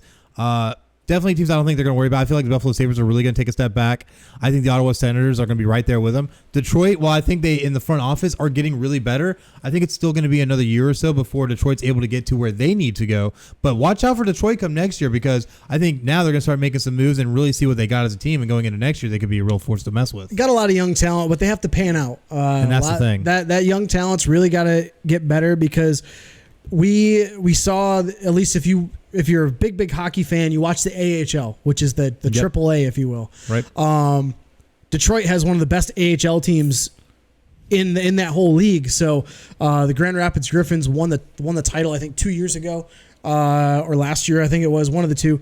But they got a lot of young guys. They just got to get up to the NHL and they've got to get their feet wet. They got to get going. But I think that division is going to be a kind of a toss-up between Toronto, Tampa, Boston. Yep. And then after that, I think the Florida Panthers make a push and they make the playoffs. I'm going to go out on a limb, and I'm going to say the Florida Panthers make the playoffs. Ooh, that's an exciting pick. Look at that. Now look at the Metropolitan Division out in the Eastern Conference. There's a lot of teams here I think that are going to make some noise. Teams that last year maybe not even have been so good, but I feel like everybody with the exception of maybe the Blue Jackets have really reloaded. The Blue Jackets, I think, are going to take a real big step back this year. They were looking like a good team the past few years, but I don't think it's going to be the case this year, especially after losing a lot of people to free agency. That's really going to hurt them. But the Islanders are going to be there. I think the Devils are going to be there, especially after getting their guy in this past year's draft. The Capitals are always there now. You can never count out the Penguins. And, of course, the Carolina Hurricanes, who made it all the way to the Eastern Conference Finals last year and were able to make some noise. And they made it back to the playoffs last year for the first time in almost 10 years. So there's going to be a lot of jockeying for position. Sadly, though, my Philadelphia Flyers are already dealing with injuries, and I don't think they're going to be able to get the kind of push they want. And sadly, I think they are going to miss playoffs. Out of this division, I think the top two teams, Capitals, Penguins, those two teams are probably going to be stable throughout the whole year. Right. Carolina, you don't really know what you're going to get. Every team from Carolina on down, it's kind of a crapshoot. You don't know what you're going to get out of them. So I could very well see Carolina taking a step back this year. Of course, their captain, Justin Williams, already said that he's not going to join the team right away to start the year. He's taking some time away from the game. So that's already a big blow. Philadelphia, you know what you're getting. I think the Devils maybe make a move up into that spot, but especially after they got Jack Hughes, that was a really great pickup for them. Well, he very well could be one of the best. He's probably going to get Rookie of the Year or be definitely be in that conversation. Absolutely. But I think the Devils could make a play because they picked up Wayne Simmons. Yes. in the free agency. Yep. Didn't they trade for? They also got Nikita Gusev too. Yeah, they got Nikita Gusev. Yeah, so I could see the Devils making a push for the playoffs in this division. And they're also going to get Taylor Hall, so watch out for that because they're getting him back. So it's going to be very interesting for the Devils in that division. And I think that the Metropolitan could end up being one of the more highly contested divisions all the way through for, honestly, the top 4 or 5 positions in that division. But looking at the Western Conference at the Central, a lot of great teams here, including what's going to be our defending Stanley Cup champions, the St. Louis Blues, who I think have a very, very strong case to repeat. But they're definitely going to have to watch out because there's teams here that are going to be really vying and putting a target on their back, including the Dallas Stars. This is the toughest division in hockey. I think this will be the toughest division in hockey when all is said and done. Could be, definitely. You've got Nashville. You got Nashville in the conversation. Colorado gave people fits last year. I think they are going to be competing for the best team in this division. And they got Cale Makar too, so that's something also to keep an eye out for. St. Louis, I think they take a step back. They had a really nice season last year, winning the Stanley Cup. It was a great story. They could very well again make the playoffs. I could see it. But you've got, outside of them, Dallas, Winnipeg. Those teams still made the playoffs. It's going to be tough. And the Minnesota Wild have been taking some steps up as well, so they're going to be another one to look out for as well. So definitely going to see what could happen with these teams. Nashville, I feel like maybe one that might be able to still play well, but they are without their star player because they ended up trading him away. So Nashville, though, I think still can hang in there too. So definitely watch out in the Central Division because it's going to be insane. I think this can be the hardest division hockey. Definitely could be. No question. But looking at the Western Conference in the Pacific Division, this is one too that's pretty stacked. When looking at it, Vancouver Canucks are going to figure to be a big player. The LA Kings are trying to get back on track. Of course, you can't count out the Vegas Golden Knights who ended up making all the way to the Stanley Cup in their first season.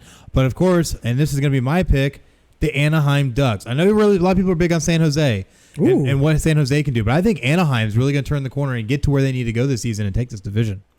That's an out there pick too. I like it. Sharks, Flames, Knights, all those teams are still going to be in the conversation. Arizona, I don't really know. Edmonton's got to get their stuff together because they had two guys that were top 5 in scoring last year, and they didn't make the playoffs. Crazy. But you've got Connor McDavid on that team. I mean, everything in this division is kind of a toss-up outside of the top 2 or 3 teams. So this one's going to be a fun division to watch also. As far as who's going to take this division, I'm going to take Vegas. Okay, I wouldn't be surprised. They played really well. They still have Marc-Andre Fleury, who's even in his days in Pittsburgh has been one of the best goaltenders in the league. Yep. Arguably. So I think he's still got another season or 2 in him, and then you'll start seeing that regression. But I think Vegas will take this one. Yeah, we'll definitely see how it all plays out. And don't forget, October 2nd, all these games will start. They have a 4-game slate slated for that Tuesday, so definitely going to see what we're going to be able to see. There's going to be a lot of great plays. I'm really want to see how a lot of these rookies fare because we can see how you get some of these great prospects that come in that could be immediate impact players. And I think that's going to work out really well for the New Jersey Devils, honestly. Yeah, it's going to be a big turnaround year for a lot of teams trying to change their fortunes, if you will. You got so many playoff contenders, and just like every year with hockey, there's always a surprise team. There's a team that comes down, and hockey is just a fun game to watch, throughout the season, and it's going to be a great year. I can already see it. So looking at all these teams that we have right here, who do you feel could be a real big dark horse? Who do you think could be the dark horse of the entire league? A dark horse of the entire league. A team that maybe nobody's going to expect to really come out and do things. A team? You mean a team that didn't make the playoffs last year? We can go with that. Or a team that did make the playoffs and didn't? Either or. A team that you feel maybe wasn't quite all the way there last year, might be able to make some noise and make a push in the playoffs this year. Florida Panthers. They went 36, 32, and 14 last year. They had 86 points.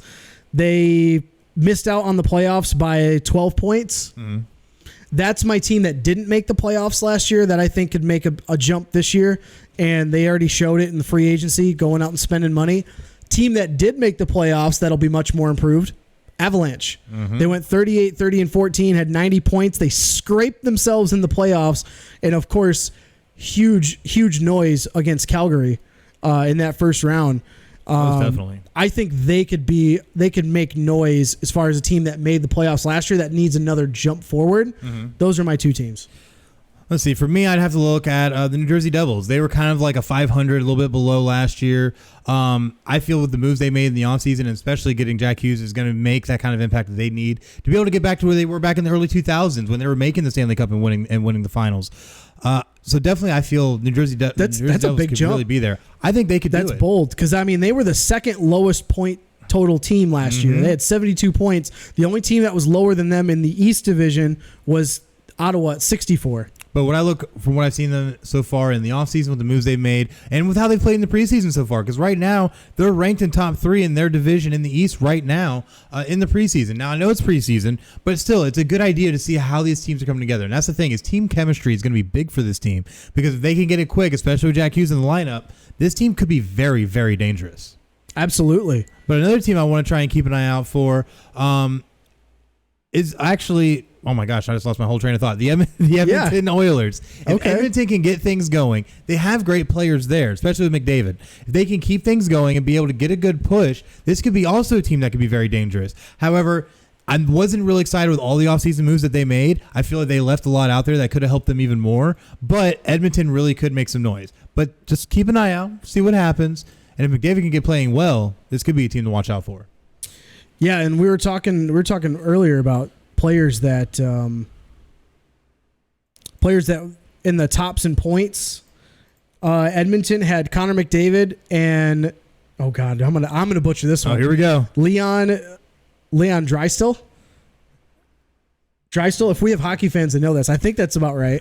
But those two guys are both 22 and 23 respectively. Super young. Very young. But they were both top 4 in points at 105 plus, 105 for Draisaitl and 116 for McDavid. He was only behind Nikita Kucherov by a close margin, 12 points. Exactly. So definitely watch out for Edmonton. They can make noise because honestly, they're a team that's been there for the past few years that always ends up tapering off once you get into that back part of the season. And that's what's always hurt them is they aren't able to finish it out.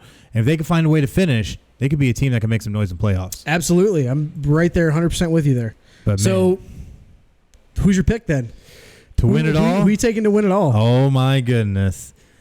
The Tampa... No, just kidding. Not like I go that way right again. No, honestly, with looking at the makeup, with looking at all these teams, with seeing who's really going to be able to make this push, I'm going to go out on a limb here. I'm going to say the Anaheim Ducks.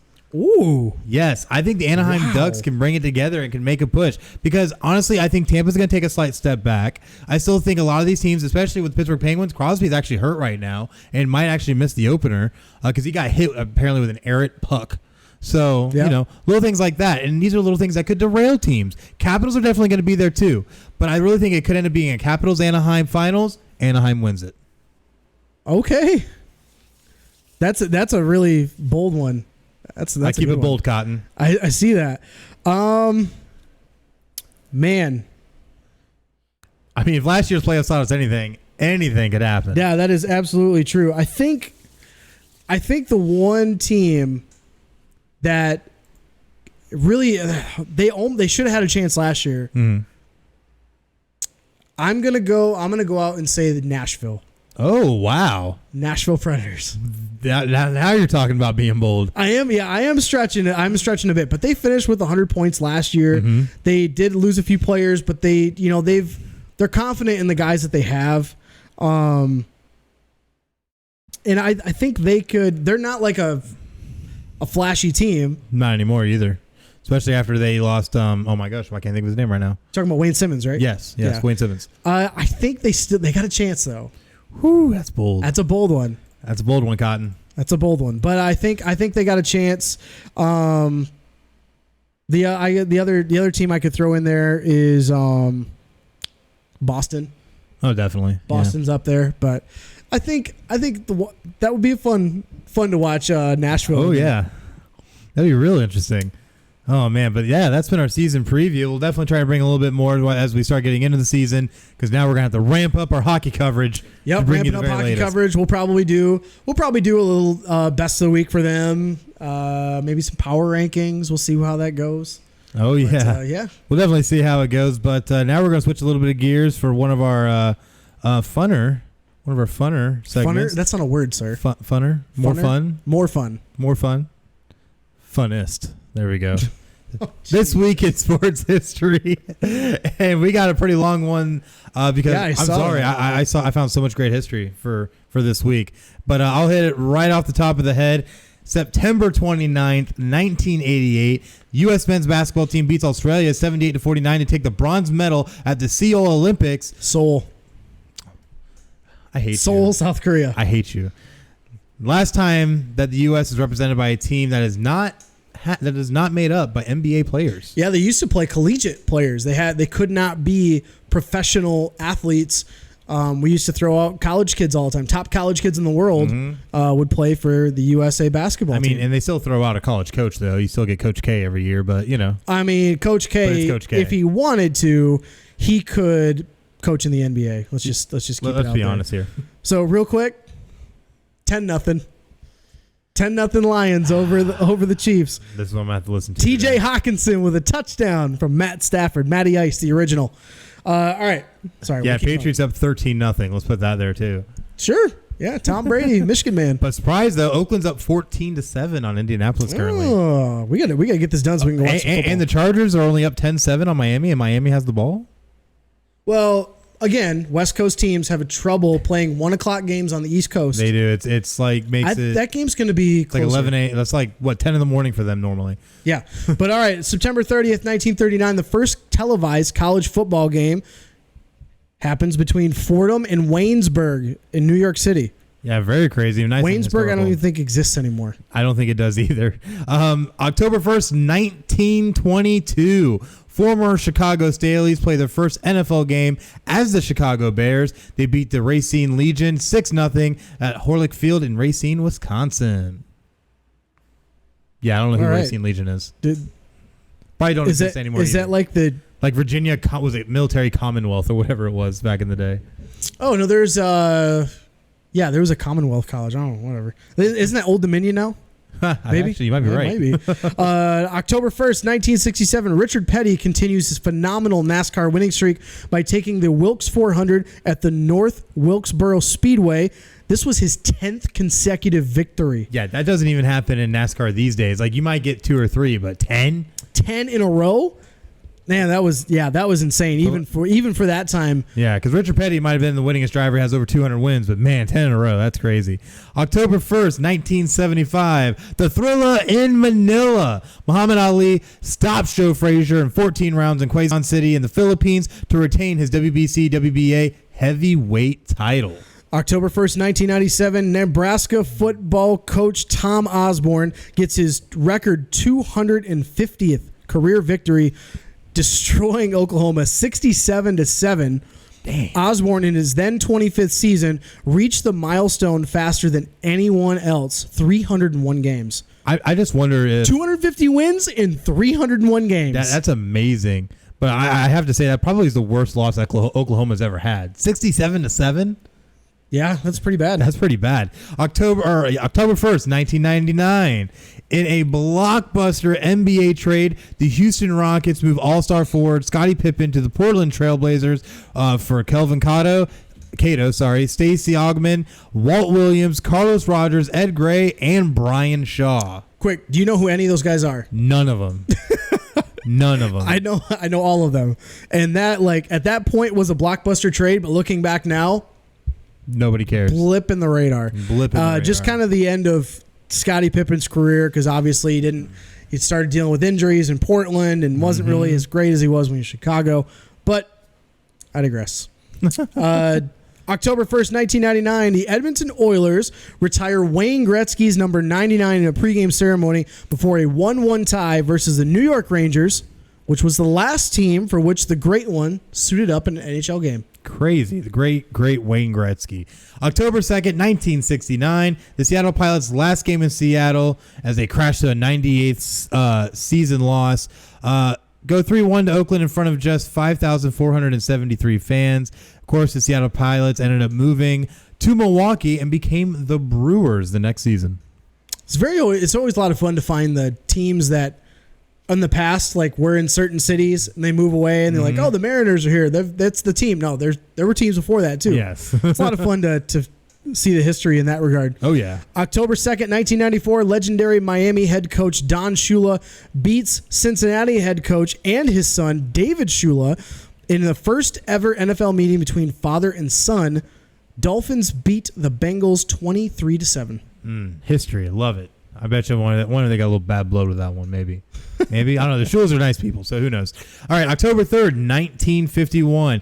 The shot heard round the world. Bobby Thompson hits a 3-run homer off Ralph Branca of the Brooklyn Dodgers in the bottom of the 9th inning with 1 out to give the New York Giants a dramatic 5-4 playoff win and the NL pennant.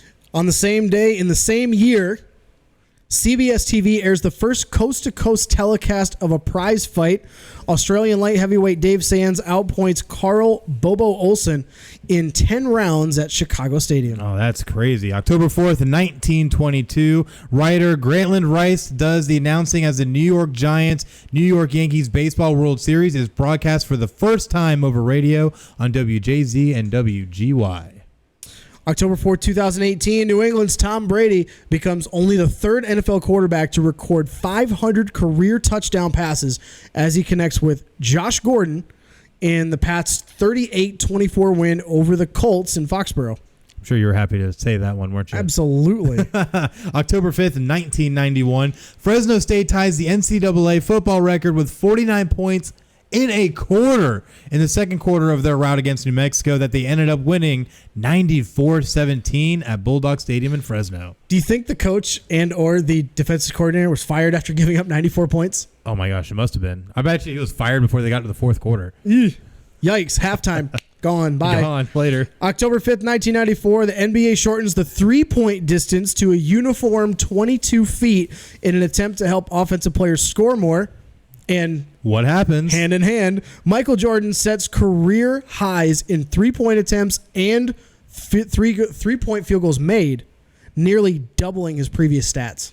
Just shows you what moving a little line can do. October 5th, 2001, Major League Baseball's Atlanta Braves become the first pro sports team to win 10 straight division titles after mauling the Marlins 20-3 to clinch the NL East title. NBA's Boston Celtics did it from 1957 to 1965, and the Lakers also did it from 1982 to 1990. Both only won 9 in a row, though, before the Braves took this record. They had such a hell of a run in the 90s and early 2000s. And that one World Series, man, I'll tell you what. They deserved more than that. They do. Maddox and Smoltz deserve more than that. You know what? Maybe the Braves need to win the World Series this year. Hey, it would be kind of cool. See all those guys come back for a World Series game throughout the first pitch. That'd be so crazy. Television ratings through the roof. Oh, yeah. October 5th, 2003, the Chicago Cubs win their first MLB postseason series since the 1908 World Series. They did it with a 5-1 win against the Atlanta Braves in Game 5 of the NLDS at Turner Field. Crazy. It took them that long to get a series. And then, only 15 years later or so, they end up getting a championship. So, hey, just got to build up, and you'll get there. Slowly but surely. Slowly but surely. The Cubs proved it. October 5th, 2007, after years of angry denials, triple gold medal winning American sprinter Marlon Jones admits that she used steroids. Marion Jones. Sorry, I don't even know what I'm reading. I can't even see straight. Marion Jones admits she used steroids in 2000-2001 and pleads guilty to lying to federal investigators and announces retirement in a tearful apology and returns her medals to the USOC. Tearful apology. Yeah, it wasn't all that tearful, really. Stupid. But, man, that was some sports history right there. A little bit. When we got our last segment, give or go. That's right. We do. So, to lead things off, Antonio Brown files a grievance against the Oakland Raiders. Of course, he also filed 9 others. Give or go. Pretty sure I got. I want to stop giving him all of this attention. Give it to him. It's I know all 5 people that are watching, really don't care either. So thank you, all 5 people that are watching. All 5 people. But I want to hear you list these off again, real quick. So these are the grievances / appeals. Antonio Brown has filed an appeal with the Oakland Raiders, $215,000 fine.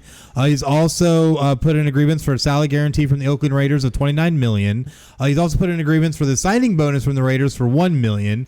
Also wants the unpaid Week 1 salary from Oakland of $860,000. He also put in agreements with the New England Patriots salary guarantee of $1 million. Oh, and also for the Pats signing bonus of $9 million, as well as his Week 3 unpaid salary from the Pats of $64,000. And to sum it all up, he also put one in for the Patriots option year in 2020 worth $20 million. I think this guy knows. I think he knows that his days in the NFL are numbered. He's not going to play there ever again, especially if these allegations turn up, true in a court of law. He's done playing in the NFL, so I think he's doing his own money grab. I was about to say, is he money grabbing? He's doing his own money grab right now. But I think this, realistically, I think part of what's been going on is, he's always been weird. He's always been crazy. Always. But I think part of this craziness really came out kind of like, the Joker had some things happen to him that brought out his character and that part of him. I think the hit on Vontaze Burfict that he had, I think that Vontaze Burfict hit jarred something in his brain, and he's not all there anymore. That is actually very, very possible, because we've seen the kind of impact that these blows to the head, massive concussion, CTE even, can have on players and their judgment, especially when it comes to massive mood swings, irrational thought, things of that nature. So definitely very possible. But just a quick update, Miami and the Chargers are tied at 10. Ooh. Just saying, and Oakland's up 21-7 on the Colts.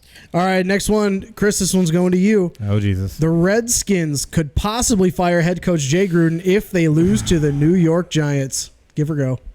I'm going to go because he hasn't been fired yet. Right? Just to put it in perspective, the Giants currently are winning 14-0 on the Redskins. I could absolutely see this happening. And honestly, it's why I'm not giving it any time, because in my opinion, Jay Gruden is not good enough of a head coach to be a head coach in the NFL. Coordinator, sure, but not head coach. He's not able to make the big decisions. So wouldn't be surprised if it happens. And honestly, not an issue in my book. But Craig, Urban Meyer shoots down rumors that he's going to replace Harbaugh at Michigan. Give or go. Go. Don't like, somebody just made this up as a Photoshop thing, and now it's catching no. Don't even entertain that idea. I mean, if Harbaugh ends up winning those 4 or 5 games and gets ousted like you think he could, who ends up replacing him? I mean, I don't care. Would you not go after an Urban Meyer? I don't care. He got Ohio State a national title. Maybe he finally brings one back to you guys? If he does, he's going to USC anyway. Ooh, bold prediction. Everyone knows he's going to USC. He's not going to USC. He's going to watch. If he does that and he ever steps foot in South Bend, Indiana, he's going to get properly kicked. Watch. He's going to USC. Oh my gosh, you kill me. Just watch. You kill me. All right, last one. It's going to you. Benjamin Albright from CBS Sports tweets out that the XFL draft will be held October 15th and 16th. Yet there was no official word from the league yet. Give or go. All right, I'm going to give on this a little bit. The biggest thing that we've seen from the XFL so far is sometimes they don't always follow through on everything they say they're going to do, or at least in the time frame that they say they're going to do. Just like when they said they originally were going to be able to release the logos and names and color schemes and all that for their XFL teams. You're still on that, huh? I'm still on that. When we had our interview with Oliver Luck, he said July. When we get it, August. So the draft is supposed to be in October. If I don't hear anything officially from the league, I always take these as hearsay until that happens, because the XFL has proven, even with their own word, that they don't always follow through. So even if they do come out and say something here in the next couple of days, I still think it's going to be a 50-50 shot that it happens then, because we haven't heard anything else really about the draft. So where it's going to be, what time it might be at, what television stations it might even be on. I don't think that this is fully going to be a true statement until the XFL actually comes out and says something. And like I said, grain of salt at that point either. This is a little thing. This has got me worried already about the XFL. I don't know if it's going to last already. Do you think it might end up taking an AAF approach? Yeah, I think they might last a year. Just because the fact that all those points that you've already stated, the fact that somebody from CBS is like, oh, hey, if you care to know, XFL is doing their draft 15th and 16th. If you're the XFL and you want to gain that notoriety, you want to gain all that fanfare, you want to build the base, you got to give them something to want. Very true. You got to give them something to want, and they're not doing it. I feel like they're kind of like, carrot dangling in front of the fans. You know what I mean? They're just like, hey, we're gonna have this league. Yep, it's right here. Yep, it's gonna be a spring league. It's gonna be better than the AAF, but they have not yet. And I guarantee you that if it ends up being the 15th and 16th, you're not gonna see anything about it until a week beforehand. Oh, 2 weeks best, and that's if they have their ducks in a row. 2 weeks would be right now. So maybe we'll hear something within the next a day or two. But we actually just had some breaking news came in. Or coming, I should say. The Chicago Cubs are now moving on from Joe Madden. Joe Madden is now out as the manager of the Chicago Cubs. I mean, he was at the end of his contract anyway. He already said earlier this week that him and Epstein were going to have a conversation about the future.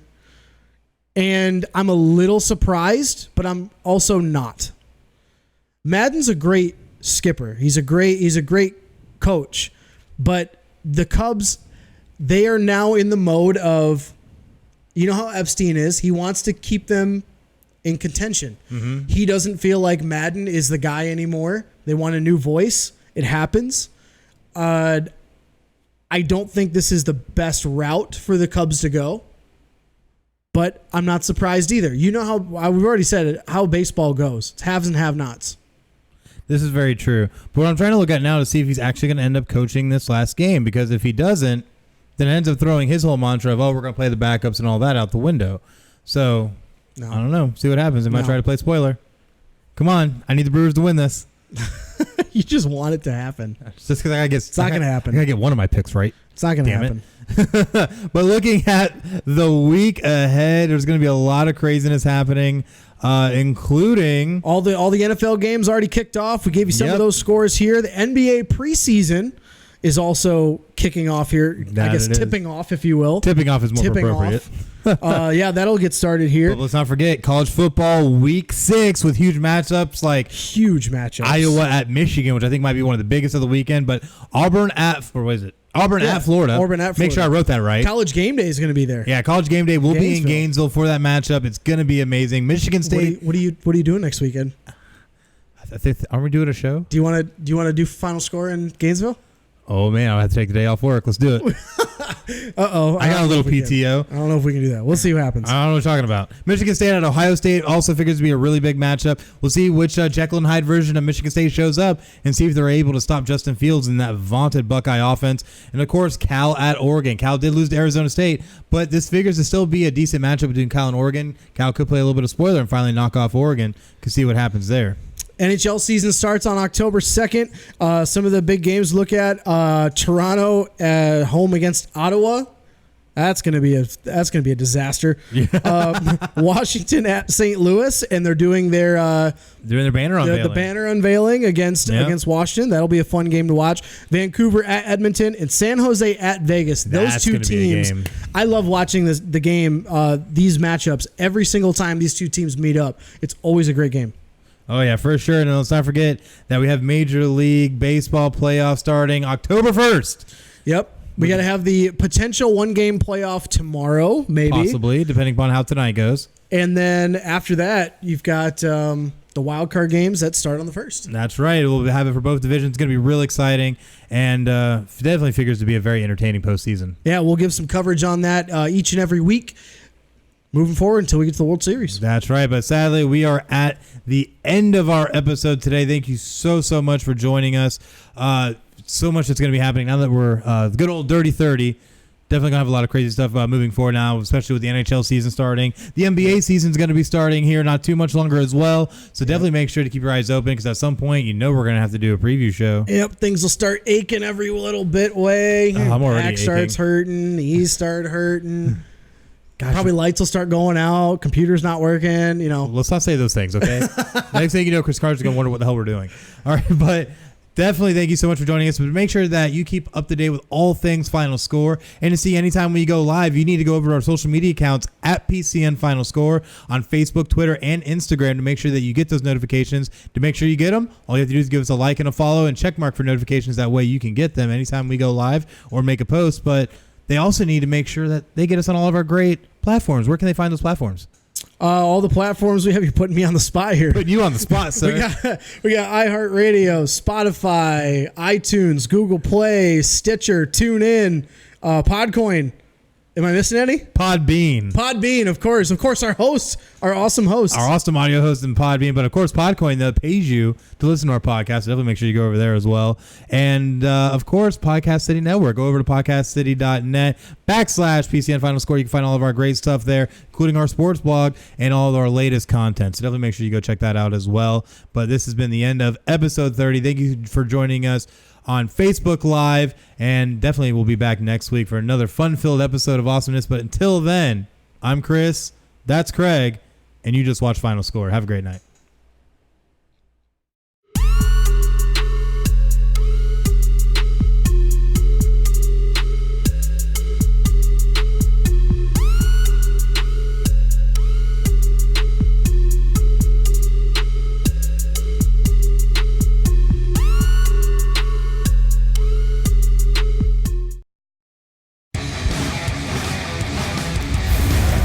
Podcast City Network.